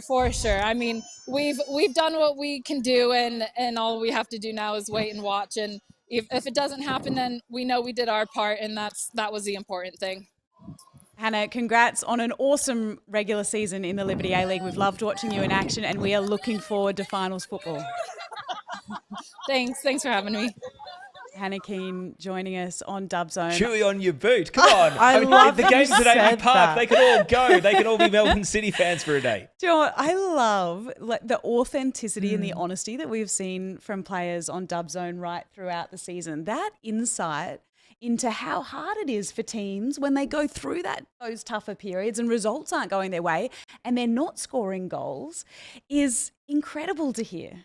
It is. It's an amazing way that the fans can actually hear this because, you know, as a fan of other teams, you know, you sit behind the TV and you're screaming at the TV and you're going off at these players, but sometimes we forget that they're only human. And, you know, it was credit to Hannah Keane there where she was, you know, giving such honesty and especially being a striker and saying that she's not used to normally having that pressure on her. As a sole striker. As a sole striker, and we've seen it all season, and the last few rounds have been difficult for her, and she's tried really, sometimes you over-try to try and get more opportunities for your team, and I'm really happy for her to score those 2 goals today leading into the final series. We've had kickoff and it's 5 minutes into the game between Sydney FC and Newcastle, which is happening on 10 Play.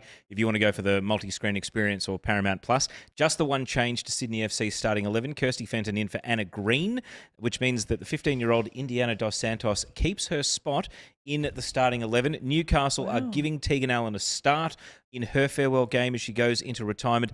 Tara Andrews, however, is on the bench, as is Claire Coelho, the backup goalkeeper. So the 3 retiring Newcastle players, only Tegan Allen is in the starting 11.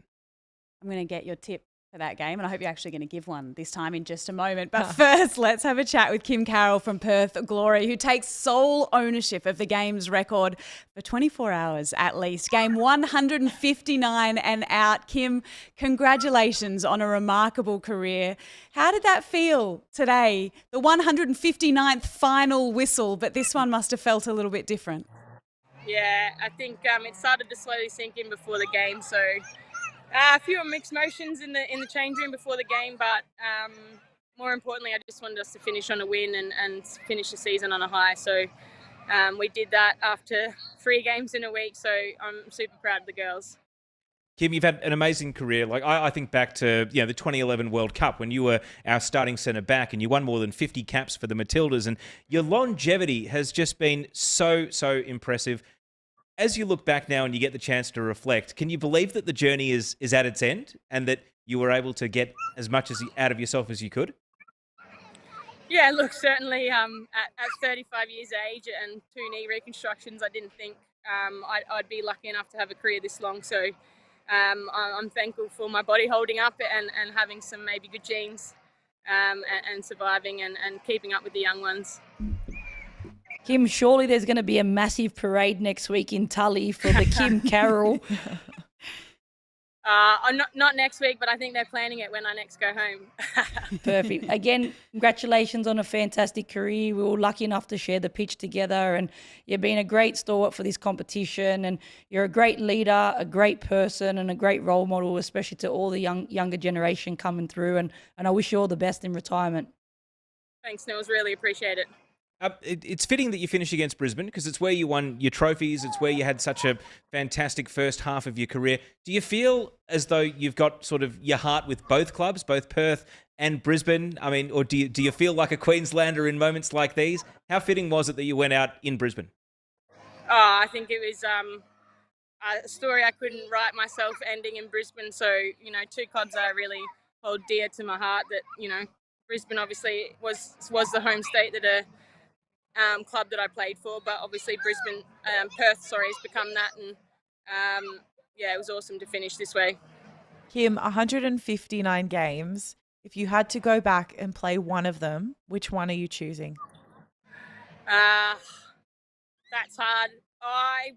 Maybe I'd have to say the semi-final. I think it was against Sydney, or in Sydney in Perth a couple of years ago. I think we had Sam Kerr and everything still in the team, and we sort of played our heart out. And actually, it might have been the game before the semi, and we got the win. We just did everything. We won convincingly. That was a great win, that one.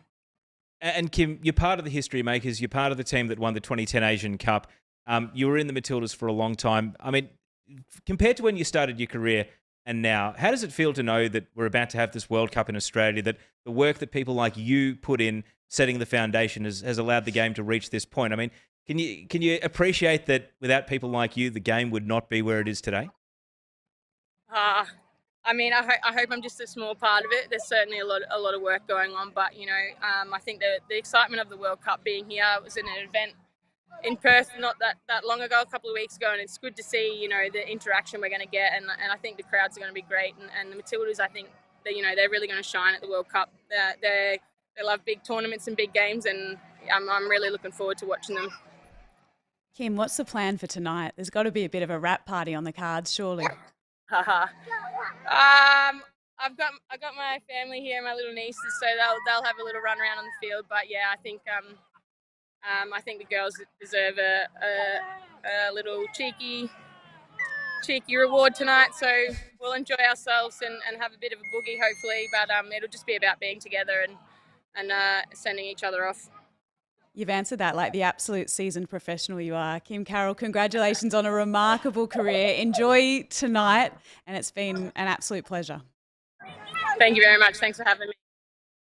Kim Carroll, one of the OGs, Nools, and such a huge player in women's football in Australia for so many years. huge player, you know, and to come from where she comes from, to be able to forge out a career that she has forged out, I think is a credit to her. And, you know, we always speak about the sacrifices that players from the older generation have had to make, and to see people like Kim Carroll still in the game and, you know, waiting until this point to be able to retire on their own terms, I think is fantastic. And, you know, all of us that have been around the game for such a long time and seeing where the game is actually going, I think, you know, it's a special place in our heart to see the next generation of players that are going to wear the green and gold and play in the Liberty A-League and really take women's football forward. But for me, I just hope to see these players that are retiring, because there are so many of them this season that I've played with or against. I really, truly hope that they still have some sort of connection in the game. Does it feel like a bit of a changing of the guard? I don't really remember a season like this for so many originals who we've watched for so many years to all be going out at the same time. I think what we're seeing is the competition is changing. You know, our league is changing. It's going to become a lot more professional in terms of the commitment, and all clubs are starting to expect, you know, commitment from players where, you know, work is not their number one priority. Football is their number one priority. And I know, obviously, being there as a player and as a former coach as well in the leagues, it is very challenging for a lot of these older players that do hold full-time jobs, because unfortunately the wages in the league aren't to a standard where you can uphold a normal living, you know. So it becomes tough where you have to make those decisions. And I think that's why you're seeing those older players that are in that part of their career where they can't continue on, and they need to think about their futures in you know, normal life. And Ellie's obviously got a young baby at home as well, which, you know, takes away time from that. So it's just a change in our competition and where it's going. But, you know, again, I hope to see these girls still involved in football in some capacity. Yeah, and we've spoken to a few of them today, smart women who have so much to offer the game. Let's have a look at the games that will continue across this final weekend of the regular season in the Liberty A-League. Sydney FC Newcastle Jets has kicked off 0-0 after 13 minutes. 0-0 after 13 minutes. Tomorrow, Arvo at Amy Park. So many teams and people will be watching that one. Melbourne City up against Canberra United. Melbourne Victory will be keeping a super close eye on that as well. Don't forget the Liberty A-League Pass. If you're under 16, if you're a football participant in Australia, you can apply for the Liberty A-League Pass. It means you can get into any game across the course of the Liberty and Isuzu Ute A-League seasons, including the finals and the grand final, for free. So head to keepup.com.au, get involved and get along, because gee whiz, there is some great football to be seen. All right, almost time to wrap. Our final Dub Zone this season. It's been such a pleasure to be with you guys. Thank you so much for tuning in at home. And a big thank you to the two of you, Kat Haddad and Teo Palazzeri, here from week 1 for the debut Dub Zone season. Any final thoughts? Neve, during the Euros, I was hopelessly long-term unemployed, watching you host every night. To go back 18 months and think that we could share this last, couple of months of the season, mind-blowing. Very grateful. Thank you. It's been pretty special, hasn't it? It's been such a special season, Kat. Yeah, we spoke to Taryn earlier about opportunities for women in football, and I feel very grateful to have this opportunity as much as she does. And I think it's wonderful to see the APL backing young people who love I'm still young, who want to back themselves to work in the industry, because it's super fun, and I've always looked up to you, Neve, so it's an honour to sit next to you for this long. How's the tyre pump up to end the season? I mean, I consider myself and Teo to be young as well. You too, Nules. We're all young here. Nules, what about for you, moving from the coaching space into the pundit space this season? It's a big transition. Unbelievable. And again, we talk about, having opportunities for players to stay in the game. And, again, thank you to everyone that makes things like this show happen, because it wouldn't keep myself in the game and keep me connected to, so many fantastic people. And I feel like I have to give you a rap, Neve. I always love sitting on the couch next to you, and obviously Teo and Kat and everybody that's involved and contributes to our game, because again, these opportunities don't come around without people backing the sport and getting behind it. And I'm just so grateful to be able to still play a small part in this beautiful game. We're going to leave with a goal alert. Sydney FC have just scored 1-0 through Mackenzie Hawkesby. Hey, I'm watching on 10 Play and Paramount Plus, and you can too. That's it. That's where you can head right now, or indeed to Allianz Stadium, where this game is underway. Sydney FC up against the Newcastle Jets. We'll see Melbourne City take on Canberra United tomorrow, and then all of the Liberty A-League Finals series on 10 Play and Paramount Plus as well. A big thank you to you at home for joining us on Dubzone right throughout our debut season, for using that hashtag Dubzone. We have loved being a part of your Saturday afternoons, and we cannot wait to enjoy the finals with you in whatever capacity, and indeed to see you again next season. See you soon.